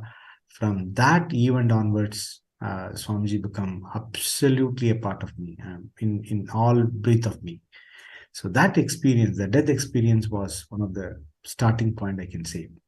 Then when this naming ceremony used to happen, like, the spiritual name, we have to get it. So the name when he gave Srinitya Vimuktananda, normally when Swamiji is in Kala Bhairava Samadhi, Bhava Samadhi, he gives the name relevant to, all Kasi and all things, that's the way. You're just telling Jnanatma once, hey, Jnanatma, I've seen, whenever Kala Bhairava comes, he always give name. He's very close to few names and he gives always names like that. So in Sangha, you can find only a few people with this Kala Bhairava name, that's what. He was just telling like how this name came, and he called and explained it also, like how, and what is the meaning of one. For see how Shiva has done it. I mean, today Kashi stands. One is it's beyond time. We all know Kashi is standing for all 4 yugas. Very few places has that kind of a significance. It's all yugas, Treta yugas. You have a references of Varanasi in all the yugas, and till even the medieval history. You take anything, Kashi has a reference. So I think what you're sharing is so powerful, Aya. Like Kashi being standing the test of time, like it's there for all 4 yugas, and Swamiji explaining that significance and giving you that name, and then giving you the vision that, okay, you are going to be part of this Kashi Satangavita revival. It is so beautiful how Swamiji grooms each and every being. So what we have as Kailasa is completely out of Swamiji's hard work and his extreme compassion for the humanity. No matter who they are, what they are doing, what they have done in the past, Swamiji holds that extreme possibility for each and every being, grooms them, and ensures that they are achieving their purpose of life. And to do that, Swamiji goes through anything and ensures that the being is actually getting fulfilled.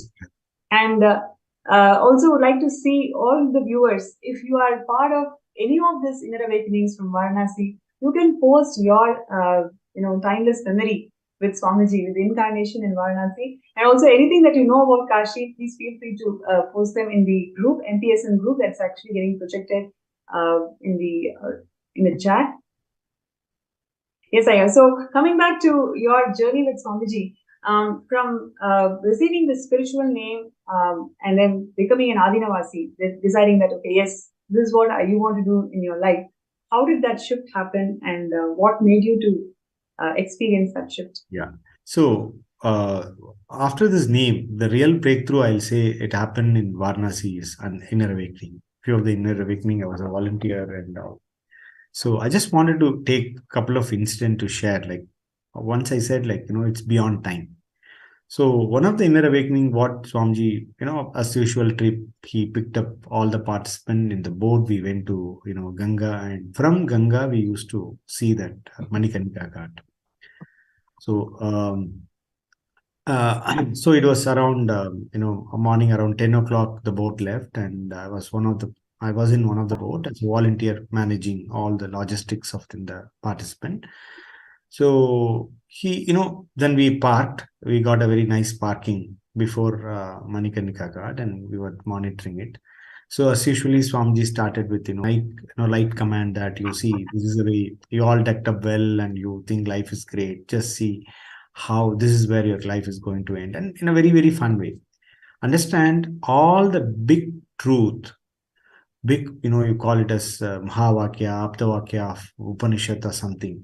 He put it in a very simplest form, in a light mode, and slow and steadily, the whole,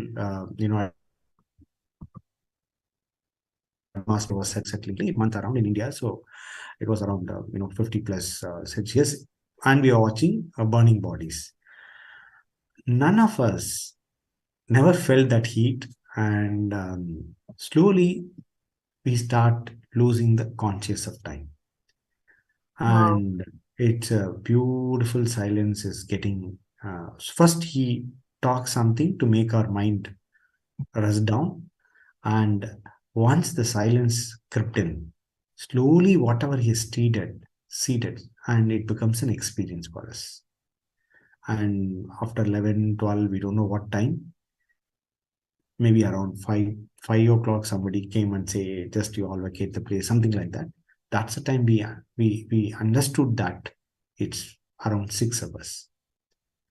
6 hours in a hot sun, watching the burning bodies. I mean, this is an experience, you can literally say it added so much in you. And I'm sure each and every, as you nicely say, Swamiji picks up each individual, even though it is a program for 500, 600 people.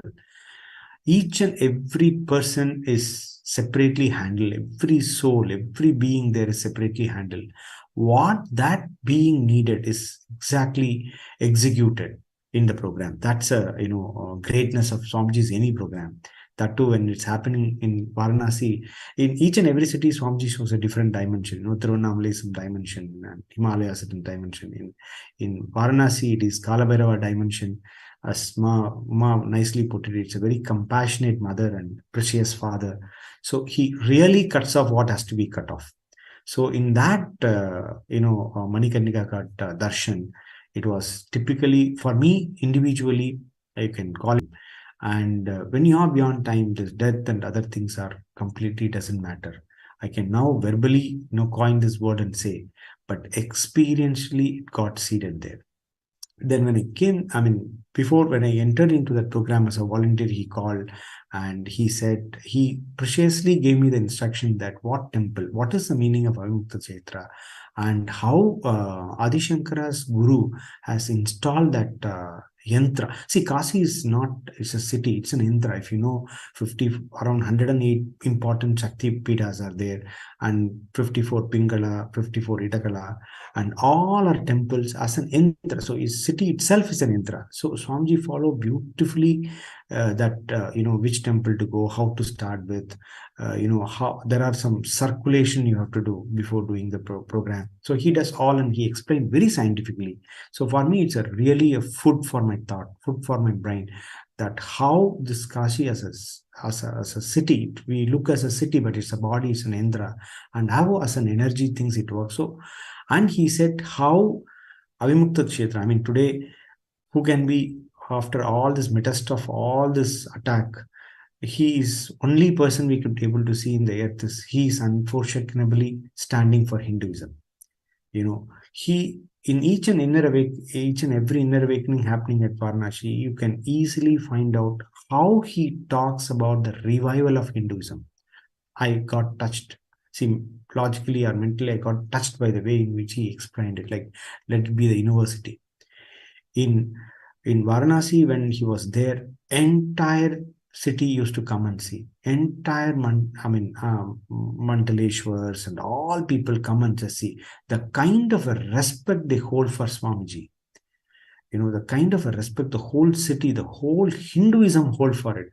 Undoubtedly, you can say he is there to revive all the sampradayas for Hinduism. So that was a second closing point. And that is the time the third eye awakening was happening.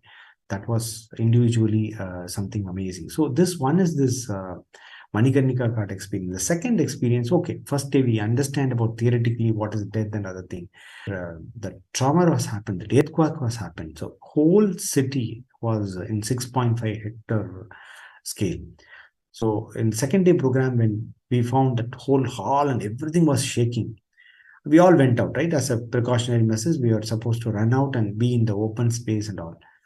I could able to see how Swamiji just walk very compassionately and very composedly and just take us, all of us through, and just say, listen, I'm there for even in this kind of tough time. So the takeaway for me in that event is, of course, I learned theoretically, second day, little trauma has happened inside me also. But when I look back, I can see, even in that moment, any part of trauma or earthquake in your life, he is there to hold you. When he is there, actually there is no earthquake, there's a delusion, but still he is there. When you find him, he is there to take care of every earthquake of your life, inside and outside. The third incident is when I was volunteering. There was one devotee from Bombay. She brought her father, and he was in the wheel, so I was servicing him. I was taking care of him and all. And he liberated. He got liberation when he was in Varanasi itself. With the few initiations and few days of Swamiji attending a program, the kind of liberation that older man got and how it healed their entire family, I could able to watch it very closely. And what Swamiji talking about, a graceful exit, that is going to be the greatest gift for humanity from Swamiji. And of course, he is there to revival all 10,000 sampradayas. All is going to happen. So if you ask me to pick up something, the graceful exit is going to be the key thing. What Swamiji, I mean, we've listened how Swamiji is bringing back life, how Swamiji is doing graceful exit. So many stories we can tell. So I saw that case very closely. And after that liberation, what all happened to that family? If one person is getting graceful exit with right, cognition, or without any packages, karmic packages, when one soul leaves the family, like we say Pitamaha, Pidamaha, all these 3 generations get liberated. All the karmic cycles get cut, so that the living, the below generations will get all blessings of wealth, health, and everything. I could able to see that practically in their family. So, and she was so much got attached and very much part of our Sangha now. So, like imagine, like all our parents, our relatives, even in our older days, if the signs of this vanaprastha, graceful exit, has been given to us, it's something. This is what humanity is today missing. Okay, and old age homes are growing, but the death become a pain. It is no more auspiciousness in the world. For the Western world, it's an industry. They try to milk and make money out of us, and even this getting creeping in India also. So the old age, it is a painful, which Swamiji is talking about, a graceful exit can be a really wonderful solution for it. So, and the actually, as you were sharing, right, I'd like to share with all the viewers, graceful exit. We have heard so many stories that people, especially the living and practicing Hindus, people who are close to their old age, they start settling to near Kashi with the hope that one or the other day I should die in Kashi so I can get liberated. But Paramashiva doesn't give liberation because you move places, right? So exactly on the day, something will happen, the person will be moved out of Kashi. So only the graced beings, really, really graced beings, can leave the body in Kashi. And Swamiji is offering this service of graceful exit to one and all through Kashi Sarvanyapita, where literally you can spend your old age in Kashi Sarvanyapita, and you can actually give a linga, donate a Shivalinga, and this Shivalinga will be installed in Kashi Sarvanyapita in the Ghats of Ganga itself, and it will be named after you, so you are eternally at the feet of Vishwanatha, in the laps of Ganga, oneness with Paramashiva and Swamiji forever. So this is a beautiful gift that Swamiji is giving to the whole of the humanity for us to experience what it means by graceful exit. And you feel that, wow, this is something so beautiful, because once you give somebody this gift of graceful exit, you are actually liberating that person from this thousands and thousands of janmas of karma, right? This whole birth and death cycle, if somebody gets liberation out of it, and you are instrumental in doing that, that is the best thing that you can ever do to anybody. right? If you feel this relationship is too close to me, you have to contribute to make it up to everything that they have gone through for me. If you consider somebody too close to you, then this is the best way how you can enrich the person and feel contributed to that relationship. Because once you liberate anybody from this karma or a cycle of life and death and give them this beautiful space of always residing at the feet of Vishwanatha, manifesting through the Nijavatara Swamiji in the laps of Ganga. Wow, what a beautiful gift that you can give. So if you feel that, yes, you want to be part of it, you can sign up in sksjp.org/contribute. All the participants and viewers, if you feel so connected to this cause of graceful exit and you want to support this cause, you can sign up in the link that we are showing here. And if you've already signed up also, you can sign up once again to show your intention where you are at. And yes, I'm just checking the YouTube chats.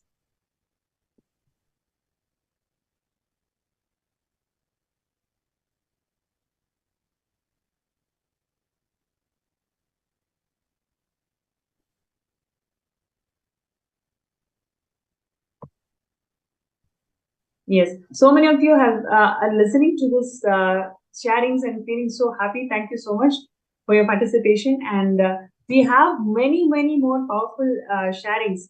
Just listening to these words, you just feel that liberated and have everything in life, nothing more to achieve, nothing more to look forward to. That is a space that keeps us all. The moment we start talking about Swamiji and Varanasi and all the miracles that Swamiji has done. Abhinavta, I would like to ask you now, Swamiji has visions, right? Like how the Kashi Sattva Peeta is going to serve the humanity, whether it is in terms of teas or, Jnanalayas or all the other intellectual work of Hinduism, how Swamiji wants to build through Kashi Sattva Peeta. Would you like to share with all of us? Yes. So, as we all know that all sampradayas, around 10,000 plus sampradayas of Hinduism is still live, and it's all available in Kashi. You know that you can say it's a religious capital or knowledge capital of Hinduism. So there is so one is Swamiji wanted to revive all the sampradayas. Second, so how it can be revived? So this the owners of this all, or rather the executor of this all sampradayas, are as a Mandaleshwar.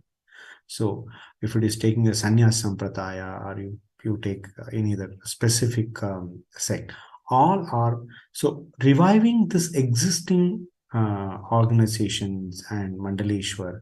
This will really get boost. This will get into the next next breakthrough.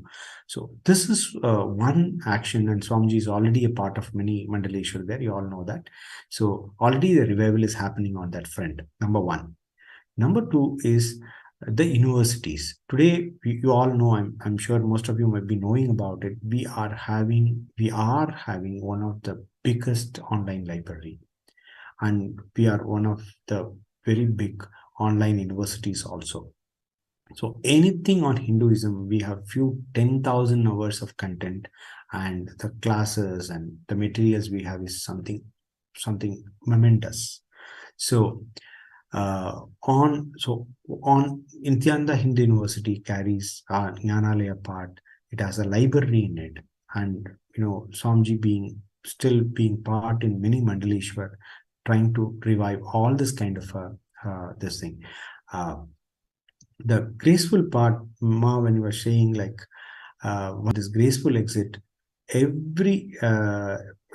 the viewers, any of your parents, or any of your even for yourself or something, at least the best gift, as you all Ma was saying, the best gift you can give it to a known person. Because when I was doing volunteering, I could able to see how one person exit has given a complete consolation to their family. It was a amazing scene. We all know Tarpana, these and that, but when Swamiji get into one being life, and when he is liberating, It's a thing we should not miss it for yourself, your family, or anybody. So that is one of the biggest contribution. We should not miss a living avatar. We are with living avatar. That is the one we should not miss. And when you see the picture, this is one of the scene to be seen when Swamiji gave an initiation to sannyas. He immediately announced, and lot of sannyasis, Brahmacharis, jump into Ganga, and they were all sitting and taking the sannyas initiation. Was amazing stuff. And all the pictures what you are seeing is bringing me back the beautiful memories of Varanasi. So Swamiji vision is for energy is good. So in my personal life, what happened? Okay, first I got a name. First I got an experience of death, and I got a name. Then Varanasi IAs have given me a lot of that seeds has started growing in. And when Devi Darshan happened, Swamiji personally blessed me, like I have to be, my purpose of my life is taking up Kashi, Kailasa, and run that. And that too, as a family, I have to be there. And he always, I bow down to him, and a lot of gratitude to him, how he hold us this as a family. Even, any spiritual practices he give, he just tell me as a family, go there and see. Even Manikarnika Gadi, go there and watch it. All these things, he does it to me. And so that the beautiful relationship completion happens. And that he said, when you start doing it, what kind of a Jivan Mukti, Vega Mukti, all things will happen, and you will be serving at my feet. That word from him has increased my spiritual frequency, and I thought this is a time I should jump in. And not only giving a vision, making a person preparing for it is very important. And he does it so precisely. And in all ways, he see to that, preparing a person.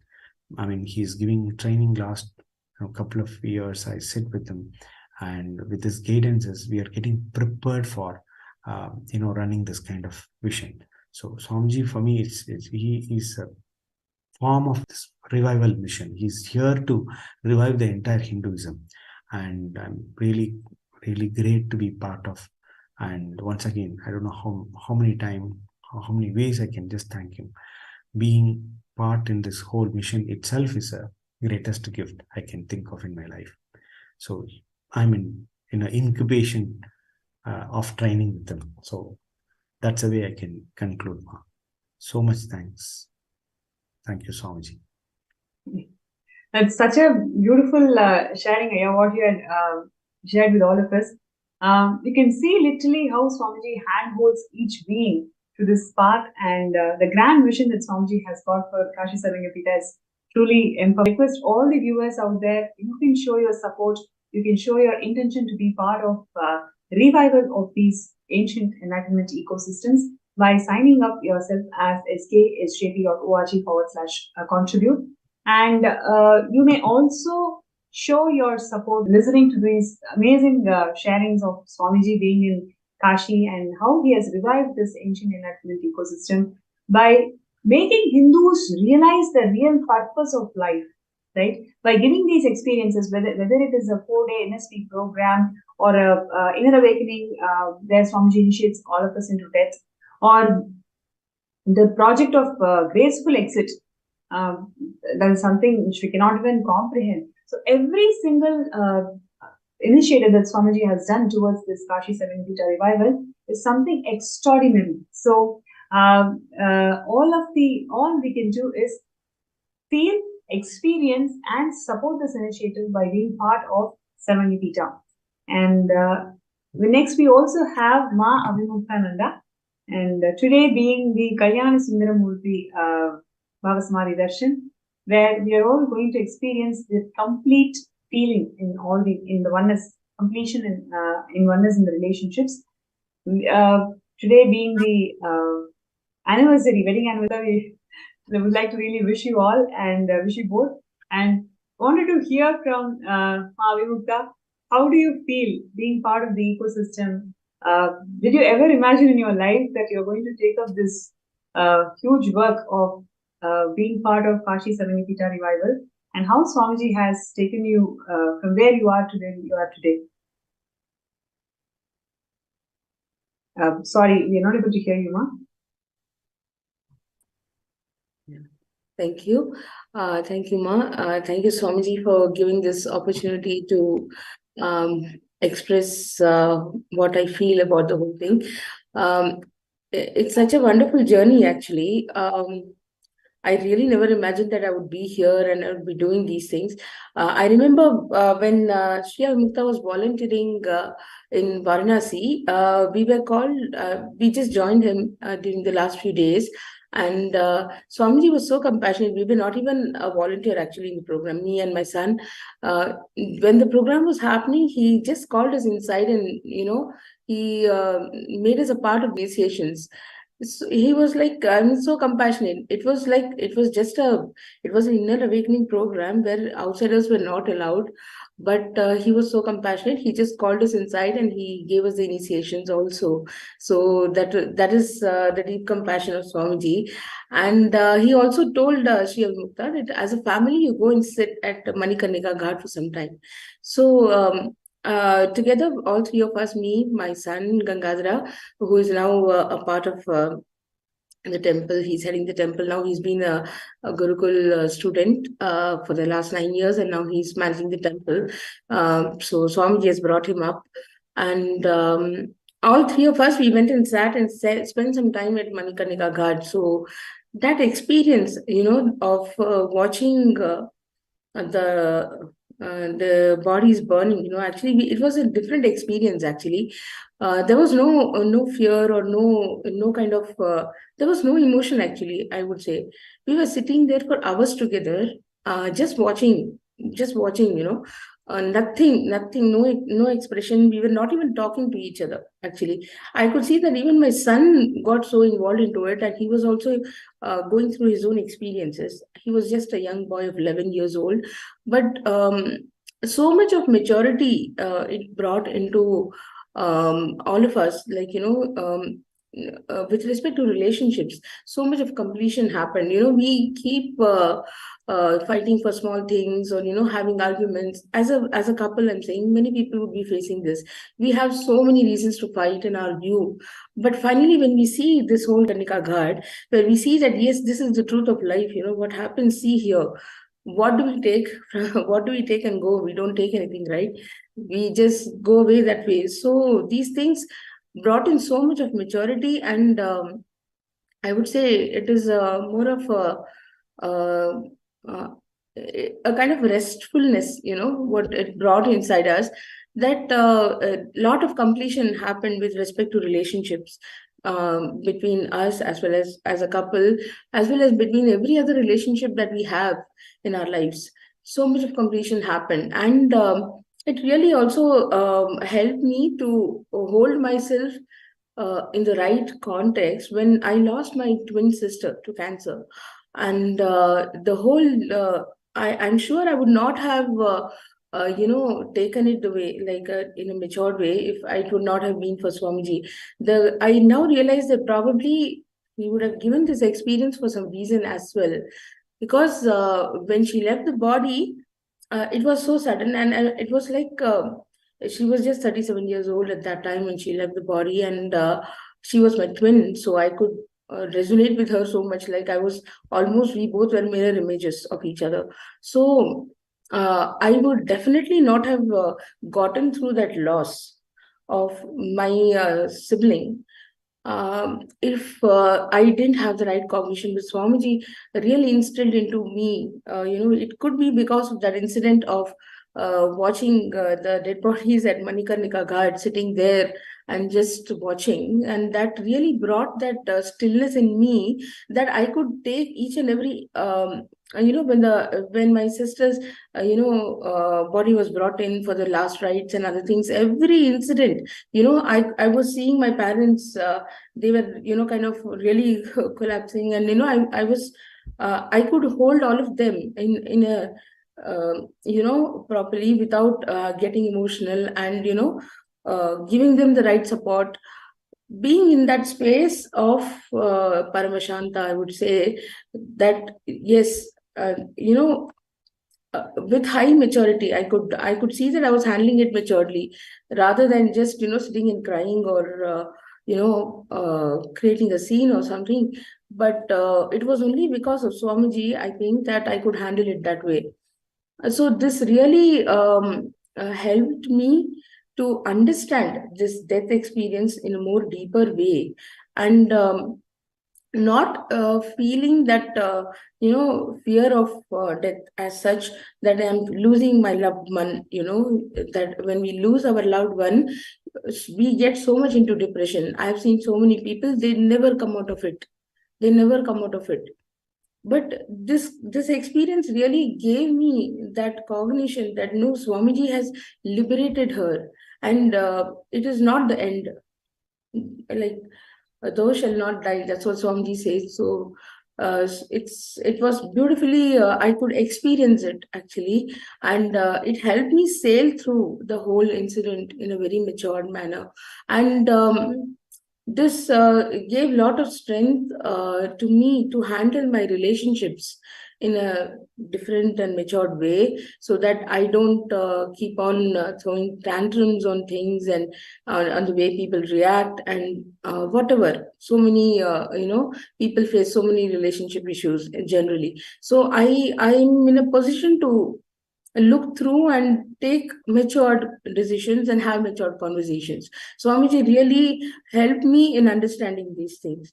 And also, regarding the spiritual name, actually, one thing what happened was, when I had asked for a spiritual name officially during the inner awakening that I attended, Swamiji gave me the name Nirakula.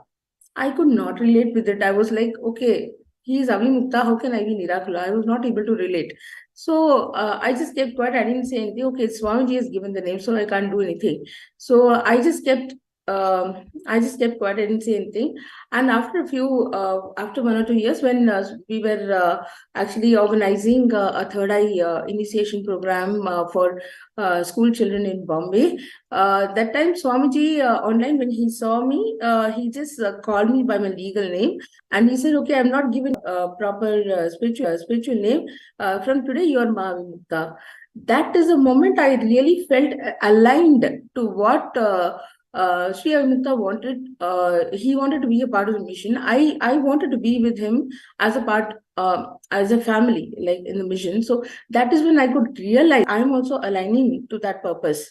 And this name itself aligned me too much to the whole thing. Like, it was really a breakthrough for me, because I could relate myself that yes, I am with him in this journey.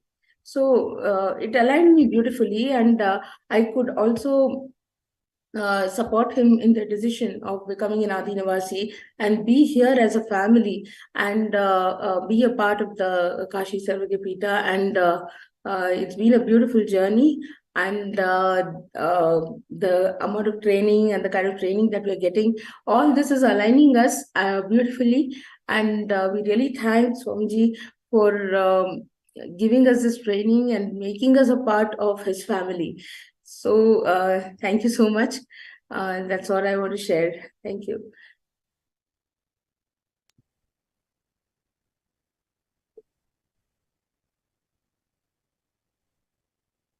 Yes, these beautiful conventions, programs that Swamiji conducted in Varanasi to revive the Kashi Sarvagapita is something so phenomenal. And all the sharings so far we have heard only reminds us of Swamiji's extreme love and compassion for the humanity to revive these ancient kingdoms and empowering the humanity to find solutions through Hinduism. And here is the opportunity for all of us to contribute towards this revival of ancient Hindu kingdoms. You can contribute by signing up at sksjp.org/contribute. So this is something which we can do right away. And you have any questions or anything to share, you can post it in the YouTube chat, and we will right away read your comments and connect and ask the questions from Avimukta and Mama. Yes. And now, before we go to the next segment, we will have one more segment, one more small video clip showing Swamiji and Varanasi and all the revival that Swamiji has done in Kashi Saranipita.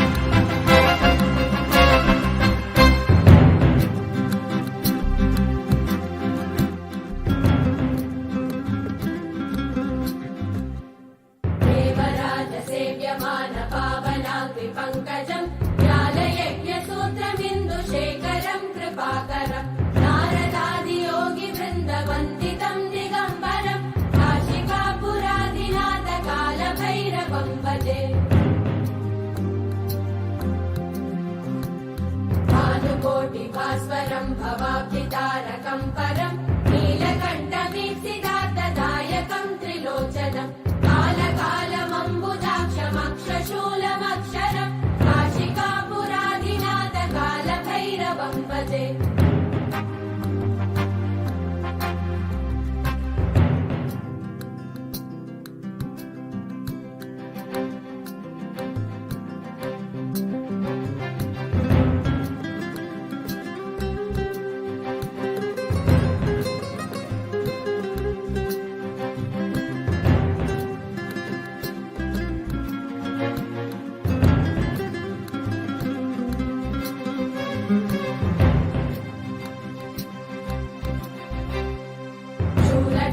पाशदण्डपाणिमादिकारणं श्यामकायमादिदेवमक्षरं निरामयं भीमविक्रमं प्रभुं विचित्रताण्डवप्रियं काशिकापुराधिनाथकालभैरवं भजे। मुक्तिमुक्तिदायकं प्रशस्तचारुविग्रहं भक्तवत्सलं स्थितं समस्तलोकविग्रहं निरिक्वलन्मनोग्नहेम किङ्किनीलसत्कटिं काशिकापुराधिनाथकालभैरवं भजे।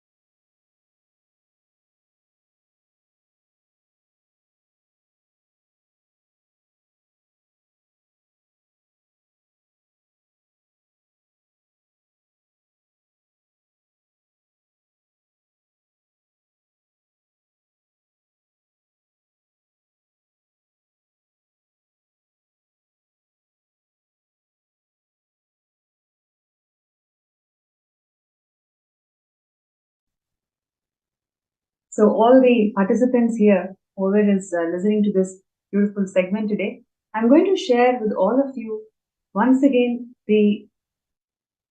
all the various contributions that Swamiji has done towards this Kashi Saranapita. Kashi, the Avimukta Kshetra, stands for liberation. And Swamiji has granted this liberation as Paramashiva himself by various programs in Kashi Saranapita in Varanasi. And thousands of people have experienced extraordinary miracles by being part of these initiatives. Number two, Swamiji has offered this service called Graceful Exit, where anybody you feel, you want to give them a gift, present them with something very special to them, you can really do it by being part of the Graceful Exit.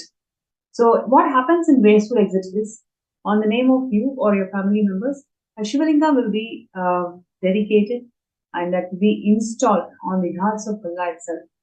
And Swamiji is energizing the Shivalingas and granting you the boon of liberation to every person who enrolls for it. And it's such a amazing gift that Swamiji is giving to all of the humanity. So this is number two. And number three is Swamiji is introducing various other kriyas, nitya kriyas and programs called Kaya Kalpa, where they go beyond their age and experience liberation. So all of these initiatives is only to empower and revive the whole of the Sanatana Hindu Dharma. And one of the largest vision that Swamiji has for Kashi Saranapita is establishing the world's largest university. How it used to be earlier, the same world's largest university, Swamiji is establishing in Kashi Saranapita. Now, why you need a Hindu university? Why it is something very important to you? Please understand, there used to be 100 million source scriptures, and Hinduism is a pantheon of religions. Out of 100 million source scriptures, what we have in hand is only 10 million source scriptures. And each of these source scriptures has a specific method, specific technique to make itself available, relatable to the whole of the humanity, by having solutions for all the problems that we ever face in life. Our Vedas and Agamas has got the solutions for you. So now, for out of 10 million source scriptures that we have in our hand, only 10% of it is in our hands, and rest of the 90% is in the hands of the commercialists who patent the Hindu technology and make money. That's right. That's exactly what is happening to Hinduism today. So the whole effort that's being done by Swamiji in reviving the Kashi Saranapita is something extraordinary, and no human being can miss this opportunity, because Paramashiva himself has landed in this planet Earth as an Ejavatara to liberate one and all. So I once again announce all the participants to sign up in the link that is being shown, your interest to be part of Saranapita.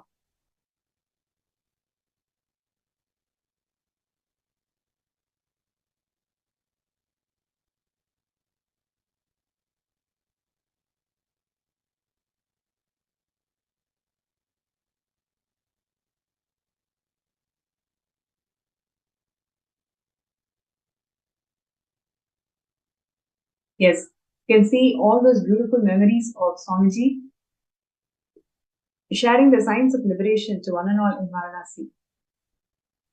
So I once again repeat that everybody has to be part of this mission. And to execute this vision that Swamiji has got for library, out of 100 million scriptures, we have only 10 million, and out of 10 million scriptures, only 1% is what is there in our hands. So whatever is remaining in our hands, Swamiji wants to revive all of them back by enhanced library services, including scanning of all these ancient scriptures, making it available and making it user-friendly by employing a huge team of Shivacharyas who is going to translate all these verses and make it completely user-friendly. So these are the upcoming updates about the Kashi that we intend to do. And everybody, wherever you are today, you make that sankalpa. Yes, you want to take this job and make it happen. When you decide and do it, you will see how the whole system and the cosmos comes in line and it is out there to support your reality only. Right? So, yes, I'm just going to give a few more minutes for all the participants to sign up, and then we will continue the segment. It's going to be one more interesting round of third eye scanning for all the people who want third eye scanning. We'll be doing it shortly now. And before that, I just wanted to once again tell all the viewers and participants today, whatever you feel as an obstacle, it is simply an obstacle. When you fill the intention, you are showing the cosmos that you are really serious about it. And just your decision will make you to manifest the reality the way you want. So thank you all for all the participants. And in the next segment, we will be having a third eye scanning. There are several people out there who you feel that, yes, I want to change, I want to rebuild myself, but something happens, a trigger that will actually make you lose the whole focus, makes you lose the whole plot. So now we will see how Swamiji has empowered the whole humanity by providing liberating cognitions to all the problems. Every single problem Swamiji has given liberating cognitions. And now we will see a small clip more on Swamiji and Varanasi, and before we go to the next segment.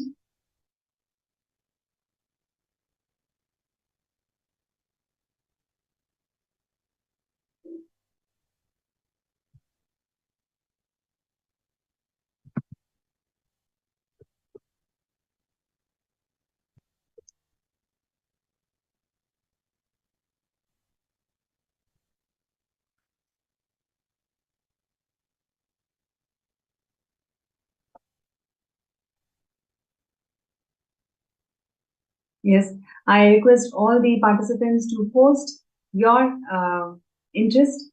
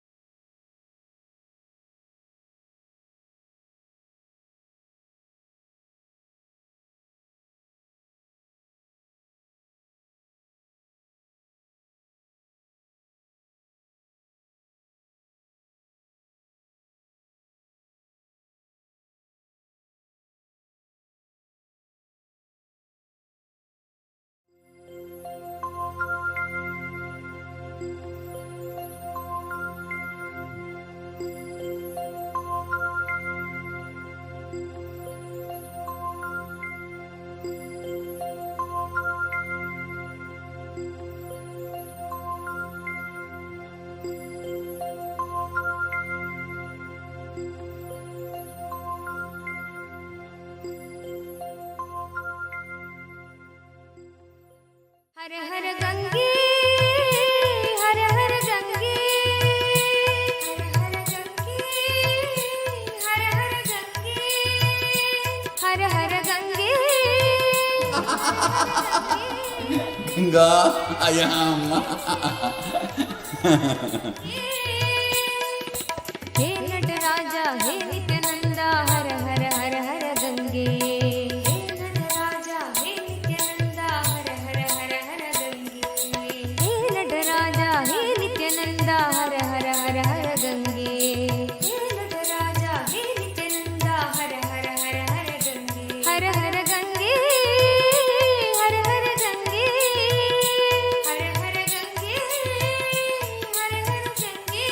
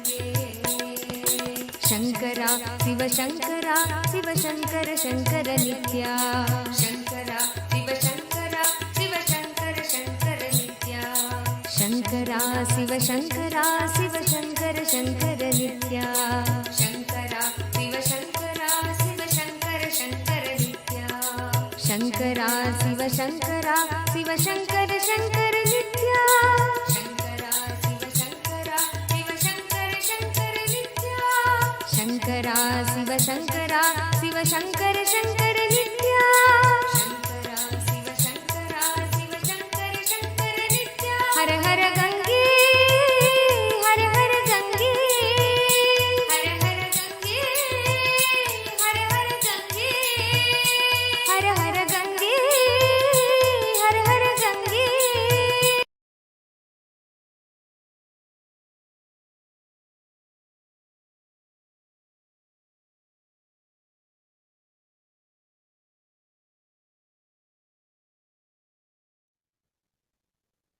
Yes, the most beautiful Ganga and Swamiji's speech. What a scene to be seen. How many of you are really enjoying this whole episode of Swamiji and Varanasi? You can all post that in the Facebook group. Oh wow, so many of you are raising your hands. That's Ma Brahmagyana, Ma Durjati. Yes. Bhupendra. Very good, Aya. Bhupendra ji. Anybody else? And we have Ma Nithyananda. Great. Right. So all of you can actually post your feedback and how are you enjoying this whole segment in the Facebook group. And you have the QR code that is already being projected in the screen. So you can scan the QR code and it will be directed directly to the Facebook group. And you can post your comments and feedback. Okay, and now in this segment, we're going to see, okay, so far we have seen this extraordinary revival, what Swamiji has done towards Sarvanyapita, Kashi Sarvanyapita, and the very grand vision of reviving all these scriptures. Please understand, 100 million scriptures are there, 90 million scriptures is destroyed. What we have is only 10 million, and even in the 10 million, only 1 million is in the hands of people who wants to revive Hinduism. Only 1 million scriptures we have out of 100 million scriptures that used to be there. What Swamiji wants to do is he is going to initiate people into Akashic reading who can directly access the cosmic records, can directly access the cosmic archives and start expressing these lost scriptures. That is how Swamiji wants to revive this entire Kashi Sarvanyapita. By producing super conscious mutants, you and me, Swamiji is going to initiate and make us all super conscious mutants in such a way that we can simply access the cosmic archives and revive and get these scriptures out. Right? So this is the extraordinary vision that Swamiji has for Kashi Sarvanyapita. So whoever is feeling that yes, this is something which you really feel you want to do it, please understand there are so many things that we are currently doing in our lives. But what really going to fulfill us, what is going to really make us meaningful, make our lives meaningful is a contribution, something like this, right? So when Swamiji is saying he's going to produce the superconscious mutants who can access and deliver these sciences to the whole of the world because of one single fact that Hinduism is a one-stop solution for all the problems that the current day modern society is facing.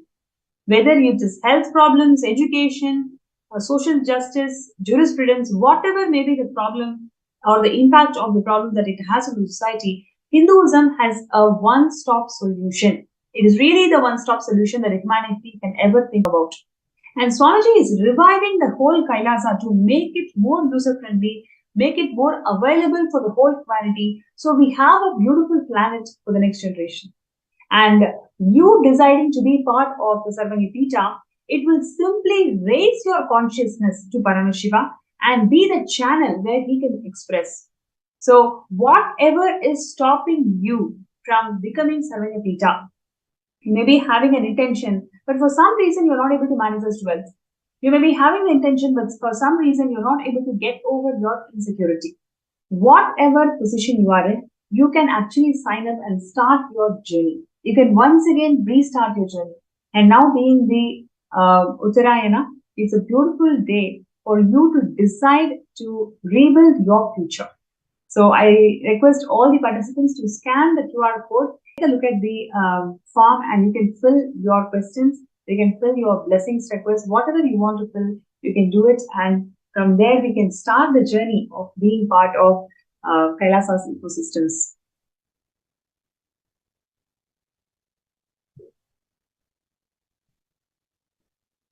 So, yes.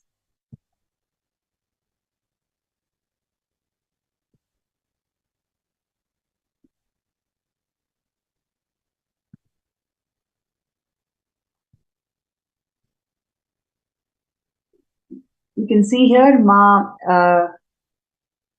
Devi Karani saying that gratitude to the beautiful cognitions. I'm a great possibility. I can heal relationships and appreciate manifest within me. When I carry the right space, acceptance and love becomes a natural way of life. Completion is a blessing. Thank you, Bhagavan and Sangha. Beautiful Ma. Thank you so much. Requesting all the participants to scan the QR code that is being projected below, and you can share your interest. You can share your interest to be scanned. So I'm going to scan you and then share with you what is actually stopping you for you to manifest the reality of Sarvanyapita.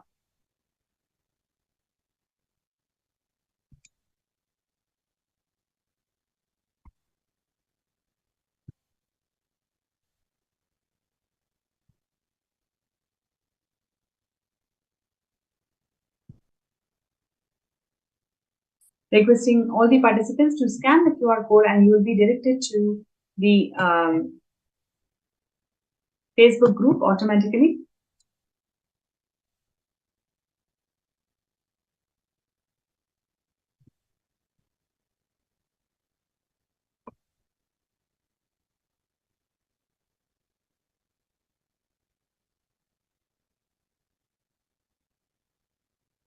So if you would like to get scanned, you can post that in the group and we will immediately work on you.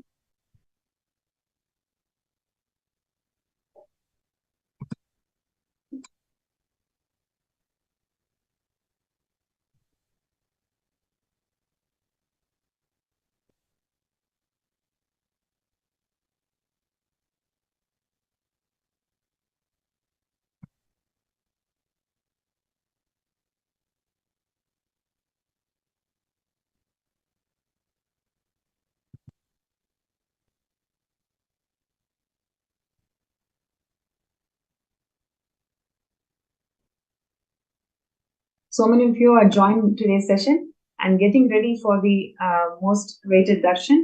So before we go to the Darshan segment, we'd like to do a third eye scan to all of you, whoever is interested in making this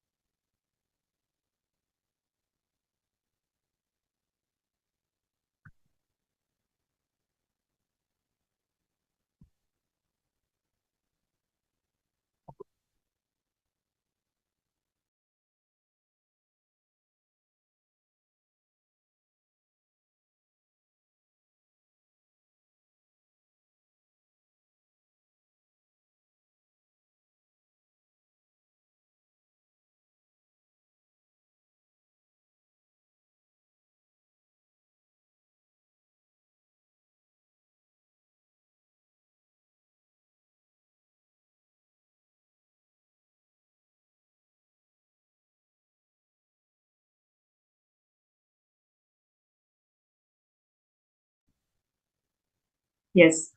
So, have a post from Ma Jarandhara Sthitananda for manifesting SJP. Right.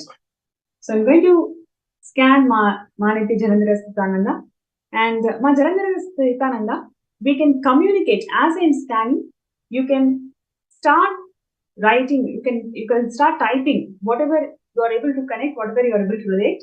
So today we will be having a breakthrough in the way you are approaching SJP and in the way you're going to manifest SJP, right? So let us take that sankalpa and please sit straight. Please close your eyes and connect with Swamiji. Let us chant the Mahavakya.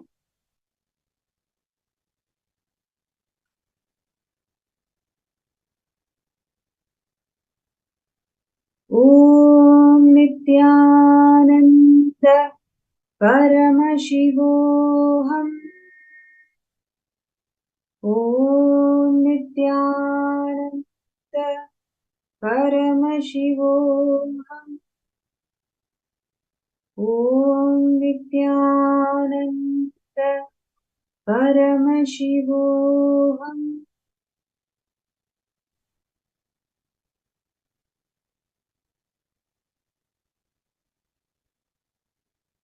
Yes. Ma Jalandhara Sthitananda, first thing that Swamiji is showing is your existence in parallel universes. Right? Moment you realize the very purpose of your life, how you exist in your parallel universe, you will start experiencing a shift, a natural shift in the way you are approaching the problem today. The way you are approaching the problem today in terms of manifesting SJP is, I am trying every single avenue, but it is not manifesting. And I don't know what to do. And whatever you are trying only from the logic of being caught or being caged. And this logic is already confined because of all the SDHC that you carry about yourself. Swamiji is sharing, just by you deciding to have that knowledge about your parallel existence, where are you? Which loka are you? And how are you positioned in that loka? Just having this glimpse and having this understanding is simply going to shift all the powerlessness that you carry about not being able to manifest the SJP. Is this making sense, ma? I request the tech team, FD.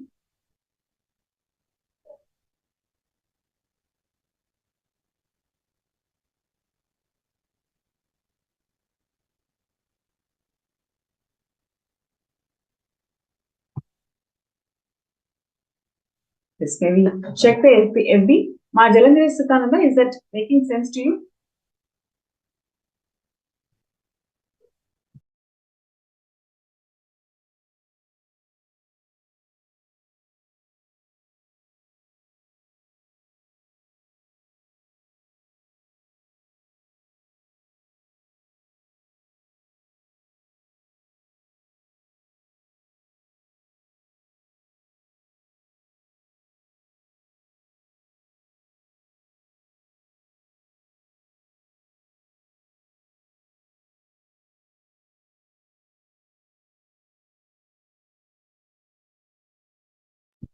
Ma Jalandhara Sthitananda, are you able to connect to this and post it in the chat?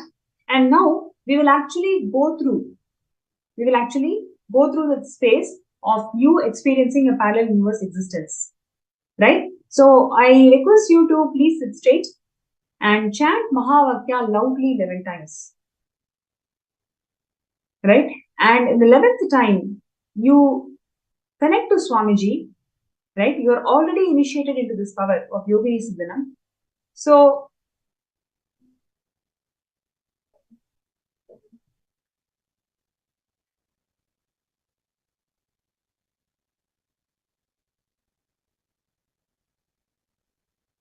you can connect your parallel existence, and just by having that very glimpse that you are a yogini and you don't have any limitations in life, that very glimpse will make you to drop all the powerlessness that you have towards manifestation. You will see simply the efforts, it's very, very small efforts that you make will yield you results because there is no print of SDHT inside you. So I request you to please be there and chant the Mahavakya 11 times and experiencing you as who you are in the parallel existence. And now we will go to Ma Yogananda Swarupani, Vamadeva Shiv Shakti. She's sharing that in terms of SJP, I would like to know what is the fear I seem to be having to manifest the next steps and why so much struggle to be there at the moment. Thank you, Ma Nithyananda. Great.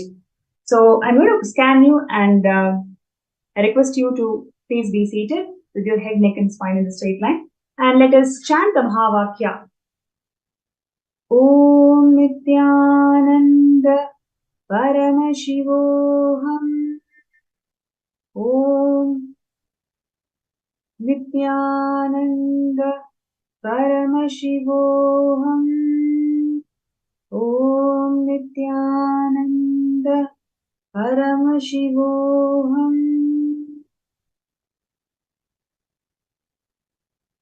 Yes.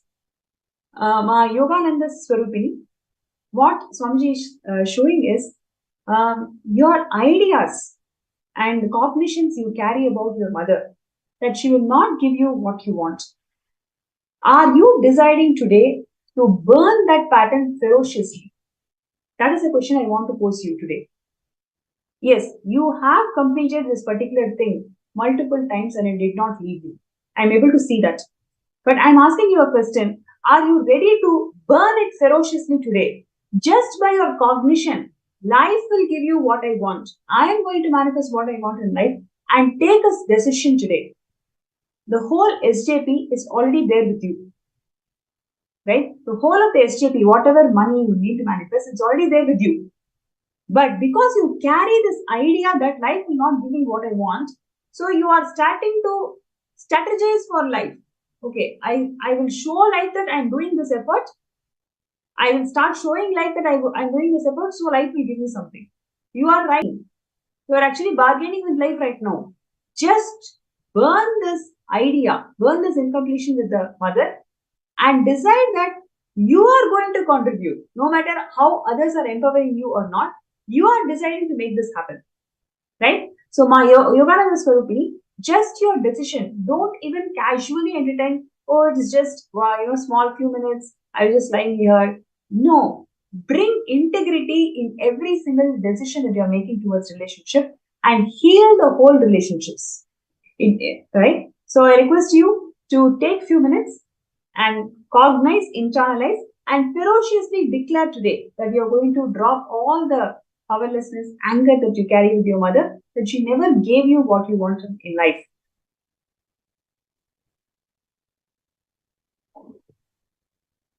So, I'm going to scan the next person. Please project in the screen.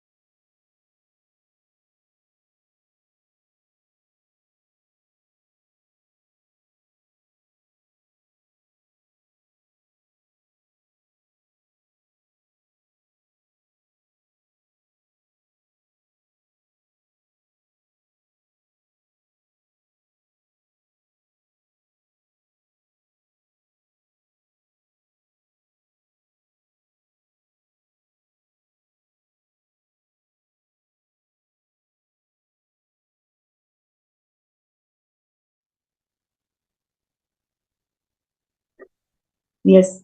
And now the next participant was asked is, scan me for manifesting SJPK, the next move breakthrough, and what powerful cognitions I need to receive to energies manifest. Thank you. Musuhi.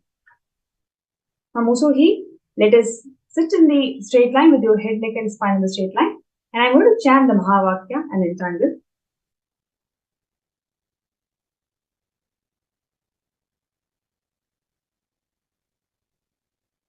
Om Nithyananda Paramashivoham. Om Nithyananda Paramashivoham. Om Nithyananda Paramashivoham.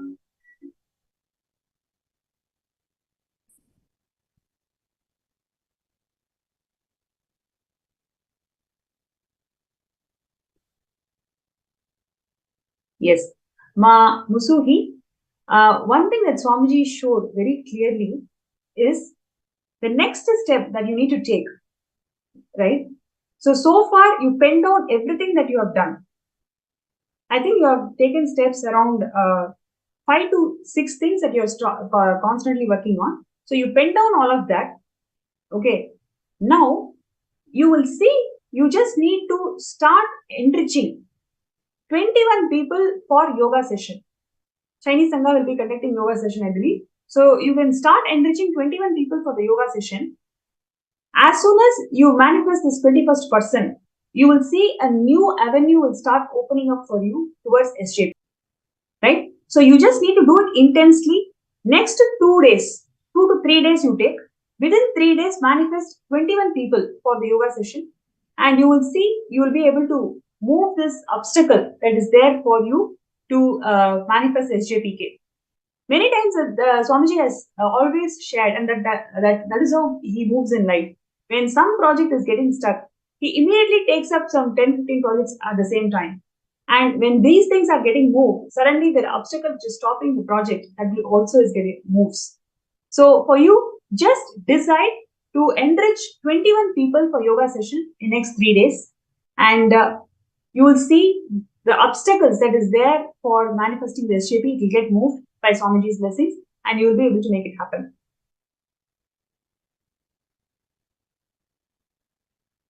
Right? The powerful cognition you had asked, powerful cognition that you need to manifest is life is out there to give you what you want. Right? Life has no hypocrisy. Whatever you want, life is exactly granted. So next we will go to one more person who has posted for scanning.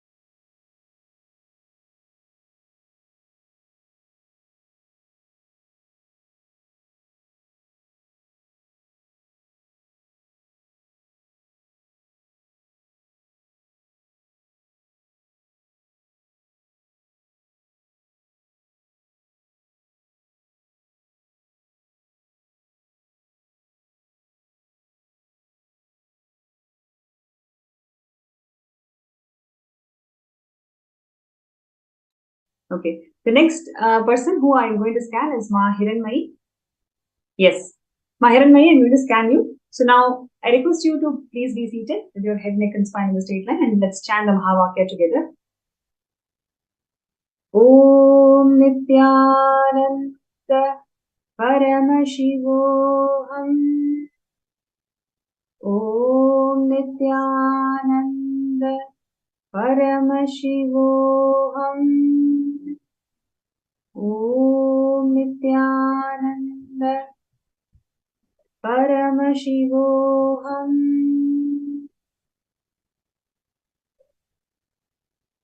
Yes. Ma Hiranmayi.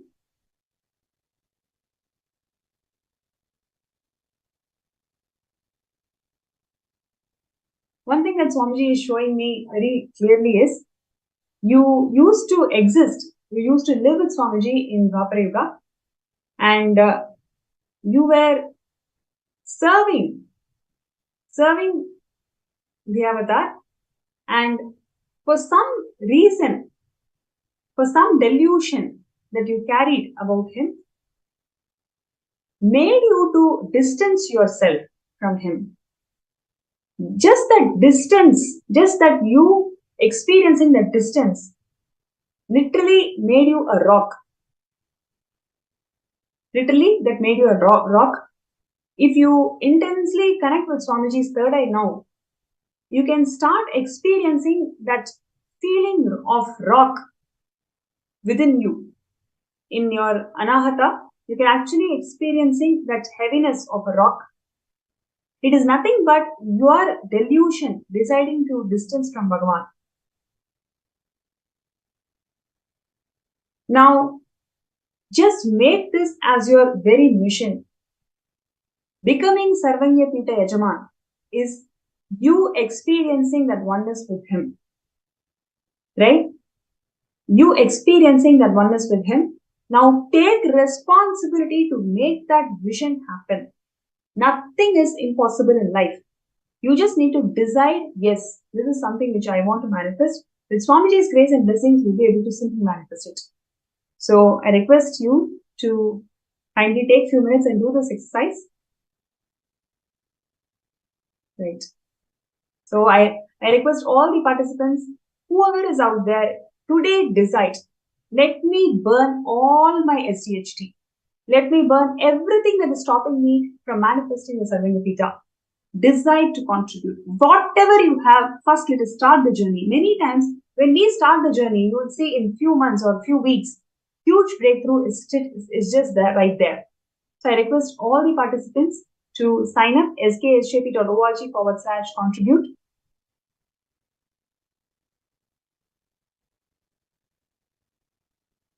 Yes.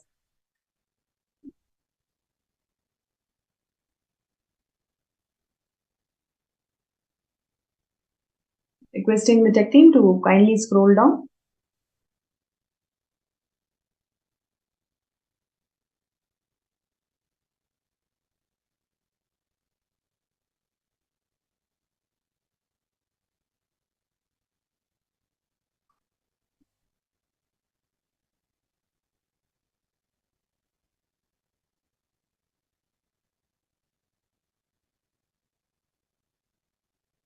Yes, the next person who is requested is Malala Taksha, Nithyananda.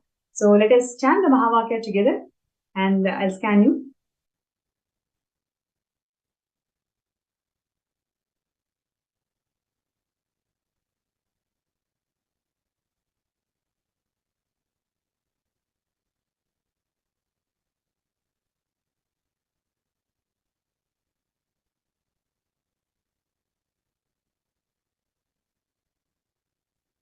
Om Nithyananda Paramashivam. Om Nithyananda Paramashivam. Om Nithyananda Paramashivam.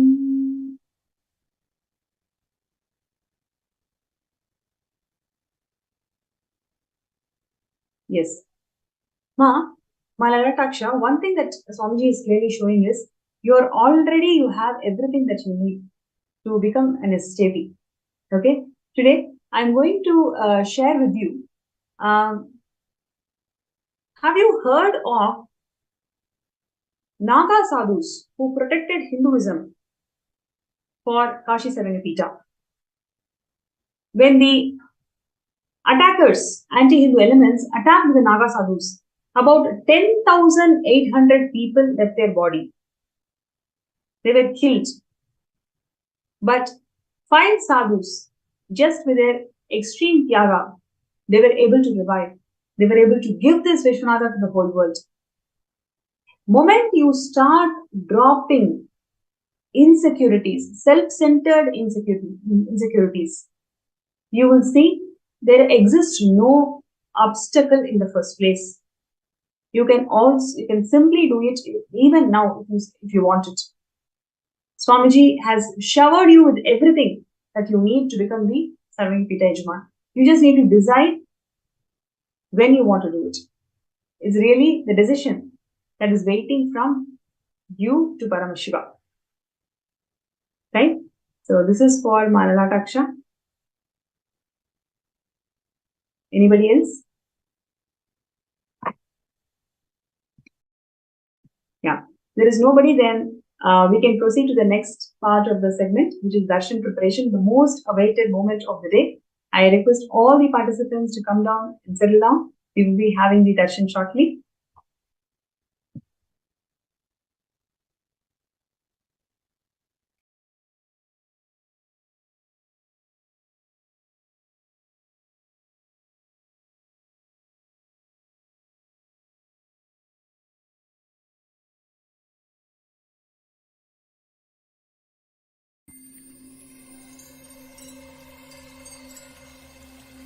I welcome you all with my love and respect. Let you all open all your three eyes.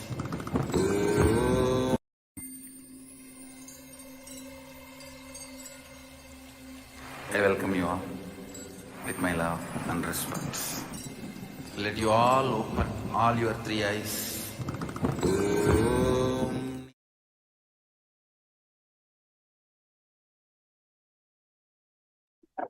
Nithyananda, we heard such beautiful experiences. It was such an exciting session, seeing those videos of Swami, listening to the beautiful experiences, the miracles brought back life into a person, and the amazing transformations that people have experienced. Now you received the scannings also to the third eye. Now with this, we are going to be moving to the next session.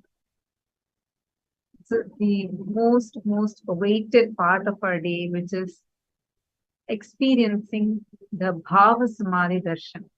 Today we are going to be experiencing the Bhava Samadhi Darshan of Bhagavan Uma Maheshwara Murthi and Kalyana Sundara Murthi, all the forms of Paramashiva, which bestows us with auspiciousness in relationships, and all the forms of Paramashiva which bestows us with experiencing oneness in relationships. So let us all get ready to receive the Bhava Samadhi Darshan, and we will now be chanting the Dhyana Shloka of each of these deities, the forms of Paramashiva. Now we will be chanting the Dhyana Shloka of Uma Maheshwara Murthi. धवलाब्ज सुखासन सन्निहितं मृगं डिम्बकटङ्कवराभियनं सुमुखं परमुत्पलदूरकं वरया उमया सहितं हृदयजे.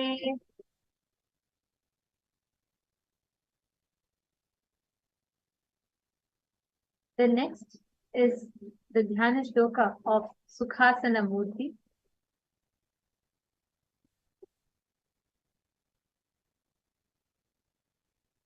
अरुणाभस सुभस्म विलेपनघ्रं धरणिचिदरटङ्कवराभयदम् अरुणं च वराशोभिलसच्छद्बुद्धे गुणत्रेण सुखासनरूपनिदम् चतुर्भुजं त्रिनेत्रं च जटामकुटसंयुतम् अभयं दक्षिणहस्ते च वरदं वामहस्तके कृष्णा परशु संयुक्तं वामदक्षिणं हस्तयोः शयानं दक्षिणं पादं दधं वामतु कुञ्चितम् उमा सहित उत्पर्व स्कंद गौरी विवर्जितं सुखासनमिति प्रो.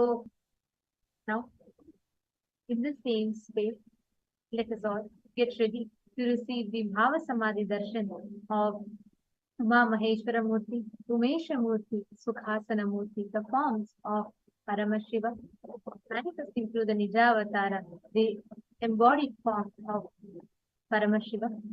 Now please enter into a deep meditation state and start chanting the Bhava. Om Nithyananda Paramashivam. Om Nithyananda Paramashivam. Om Nithyananda Paramashivam.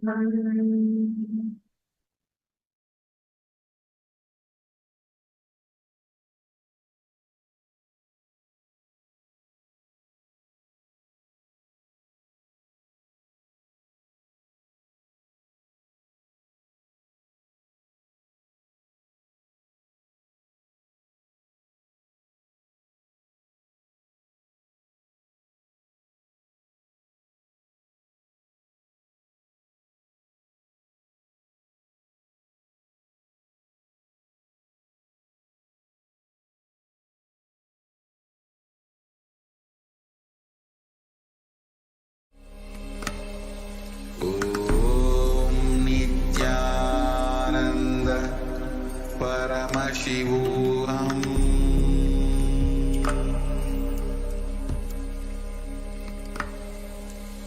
Om Nithyananda Paramashivam.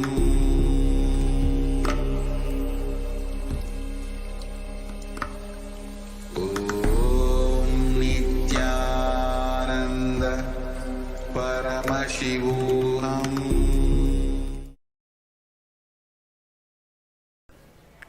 Connecting with the divine with your eyes closed. Meditation. Connecting with the divine with your eyes open is Darshan. Come, let us all now move from meditation to Darshan. Slowly, very slowly, please open your eyes.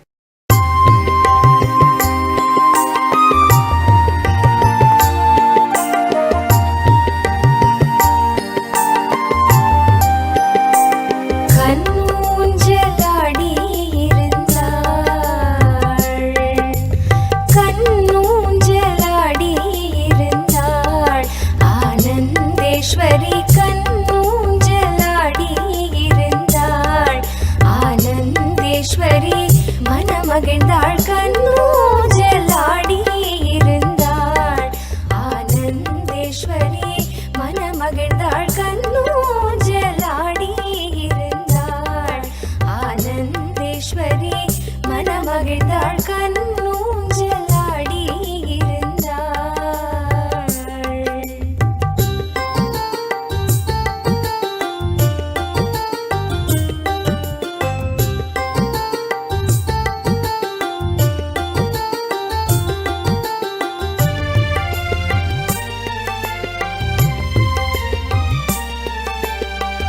பொன்னூஞ்சலில் அமர்ந்த ஆனந்த ஈஸ்வரன் மேல்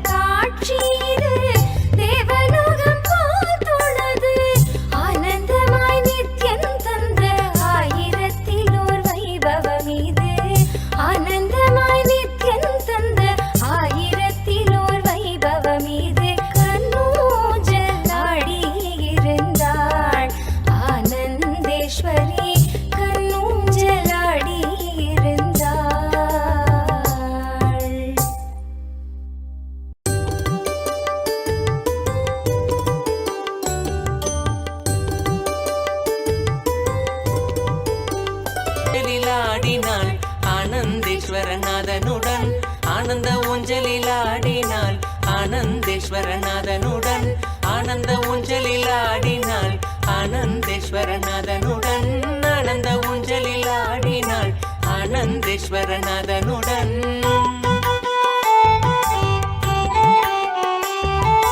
வேத கோஷங்கள் முழங்கிட விண்ணோர் மன்னோர் மகிழ்ந்திட. வேத கோஷங்கள் முழங்கிட விண்ணோர் மன்னோர் மகிழ்ந்திட.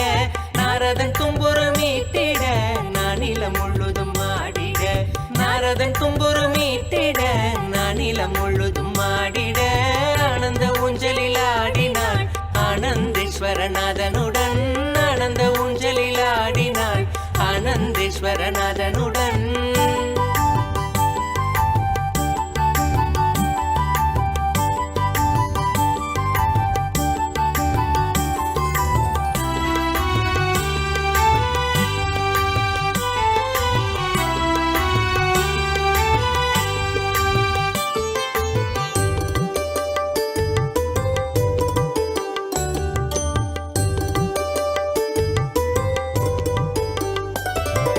தெய்வங்கள் ஆடிடும் ஊஞ்சலாம் தேவலோகத்தில் செய்த ஊஞ்சலாம். தெய்வங்கள் ஆடிடும் ஊஞ்சலாம் தேவலோகத்தில் செய்த ஊஞ்சலாம். தெய்வங்கள் ஆடிடும் ஊஞ்சலாம் தேவலோகத்தில் செய்த ஊஞ்சலாம். தெய்வங்கள் ஆடிடும் ஊஞ்சலாம் தேவலோகத்தில் செய்த ஊஞ்சலாம். தங்கத்திலான ஊஞ்சலாய் வைரத்தினில் அலங்காரமாய். தங்கத்திலான ஊஞ்சலாய் வைரத்தினில் அலங்காரமாய். பார்க்கும் பக்தர் நித்திய ஆனந்தமாய் தோன்றிடவே ஆனந்தேஸ்வரி. பார்க்கும் பக்தர் நித்திய ஆனந்தமாய் தோன்றிடவே ஆனந்தேஸ்வரி. ஆனந்த ஊஞ்சலில் ஆடினாள். ஆனந்தேஸ்வரநாதனுடன் ஆனந்த ஊஞ்சலில் ஆடினாள். ஆனந்தேஸ்வரநாதனுடன்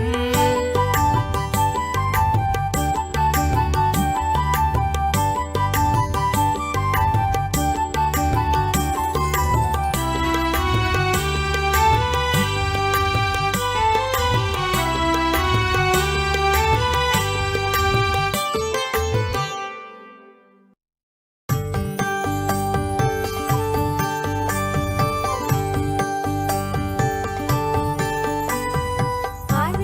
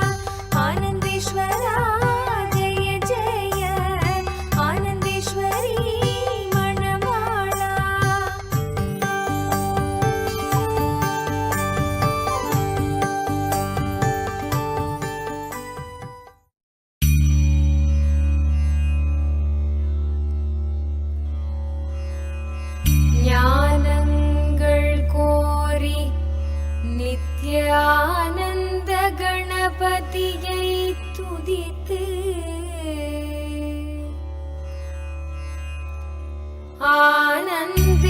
ஆனந்தேஸ்வரரையும்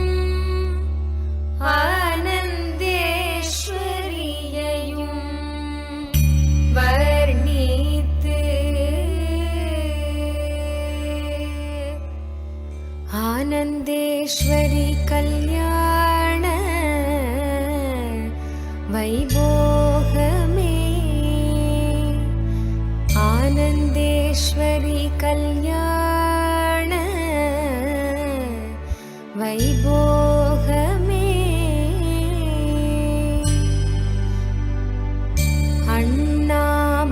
அண்ணாமலையோனே ஆதிசிவரூபா அண்ணாமலையோனே ஆதிசிவரூபா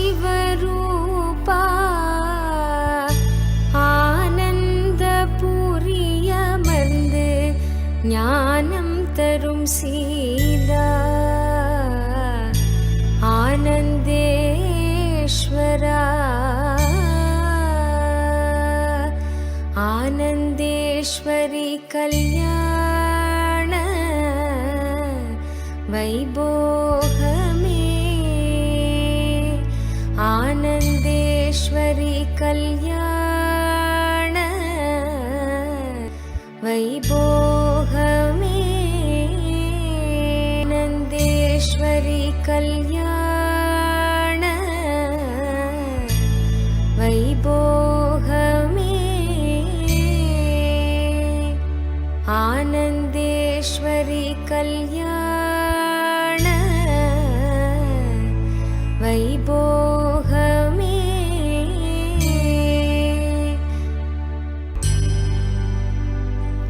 ஆனந்த ஈசனவன் மடி மீது அமர்ந்து ஆனந்த ஈசனவன் மடி மீது அமர்ந்து அகிலம் தன்னை காக்கும் அன்னையன எழுந்த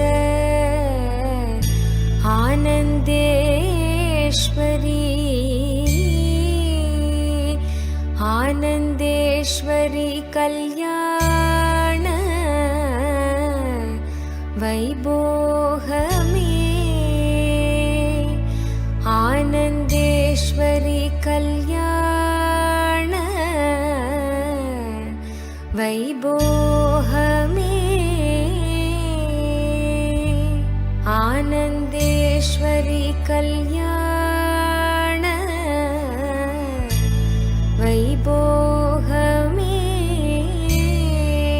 ஆனந்தேஸ்வரி கல்யாண வைபோகமே வாழையடி வாழன ஞான குலம் தழைக்க வாழையடி வாழையன ஞான குலம் தழைக்க குலையோடு வாழை மரம் பந்தலிலே பூட்ட ஆனந்தேஸ்வரி ஆனந்தேஸ்வரி கல்யாண வைபோகமே ஆனந்தேஸ்வரி கல்யாண வைபோகமே ஆனந்தேஸ்வரி கல்யாண வைபோகமே ஆனந்தேஸ்வரி கல்யாண வைபோகமே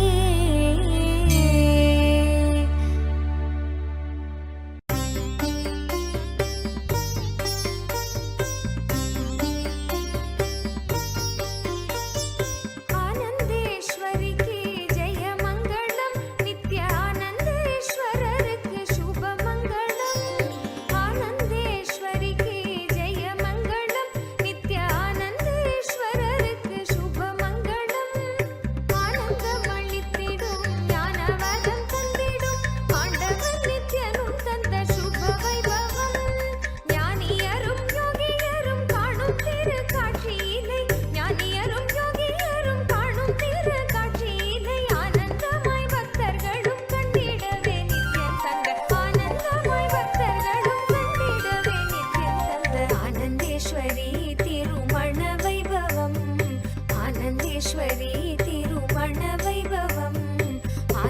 ஆனந்தேஸ்வரி திருமண வைபவம் ஆனந்தேஸ்வரி திருமண வைபவம்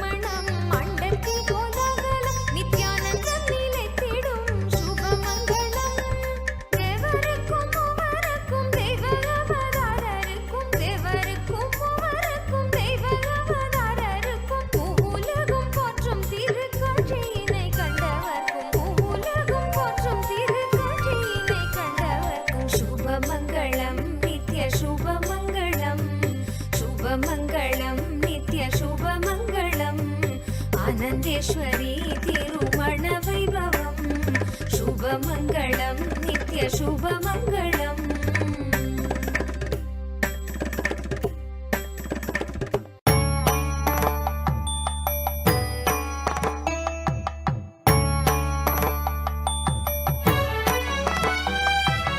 மாலை சாற்றினாள் தேவி ஆனந்தேஸ்வரி மாலை சாற்றினாள் தேவி ஆனந்தேஸ்வரி ஆனந்தேசன் பொன் கழுத்தில் அன்பினோடு தேவியும் ஆனந்தேஸ்வரி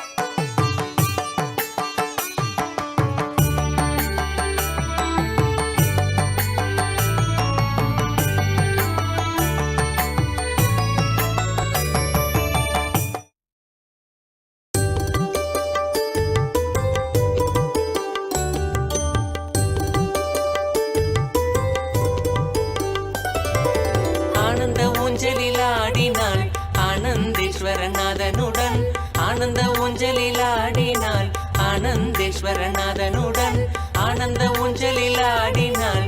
ஆனந்தேஸ்வரநாதனுடன் ஆனந்த ஊஞ்சலில் ஆடினாள். ஆனந்தேஸ்வரநாதனுடன்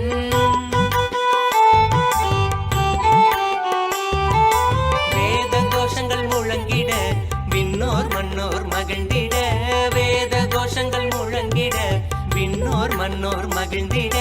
நாரதன் தும்புரு மீட்டிட நானிலம் முழுதும் ஆடிட. நாரதன் தும்புரு மீட்டிட நானிலம் முழுதும் ஆடிட. ஆனந்த ஊஞ்சலில் ஆடினாள். ஆனந்தேஸ்வரநாதனுடன் ஆனந்த ஊஞ்சலில் ஆடினாள். ஆனந்தேஸ்வரநாதனுடன்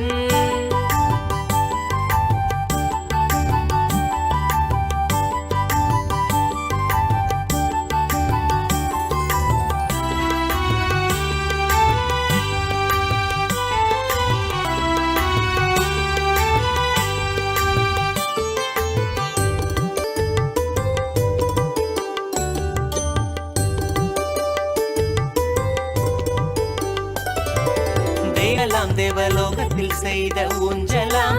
தெய்வங்கள் ஆடிடும் ஊஞ்சலாம். தேவலோகத்தில் செய்த ஊஞ்சலாம். தெய்வங்கள் ஆடிடும் ஊஞ்சலாம். தேவலோகத்தில் செய்த ஊஞ்சலாம். தெய்வங்கள் ஆடிடும் ஊஞ்சலாம். தேவலோகத்தில் செய்த ஊஞ்சலாம். தங்கத்திலான ஊஞ்சலாய் வைரத்தினில் அலங்காரமாய். தங்கத்திலான ஊஞ்சலாய் வைரத்தினில் அலங்காரமாய். பார்க்கும் பக்தர் நித்திய ஆனந்தமாய் தோன்றிடவே ஆனந்தேஸ்வரி. பார்க்கும் பக்தர் நித்திய ஆனந்தமாய் தோன்றிடவே ஆனந்தேஸ்வரி. ஆனந்த ஊஞ்சலில் ஆடினாள். ஆனந்தேஸ்வரநாதனுடன் ஆனந்த ஊஞ்சலில் ஆடினாள். ஆனந்தேஸ்வரநாதனுடன்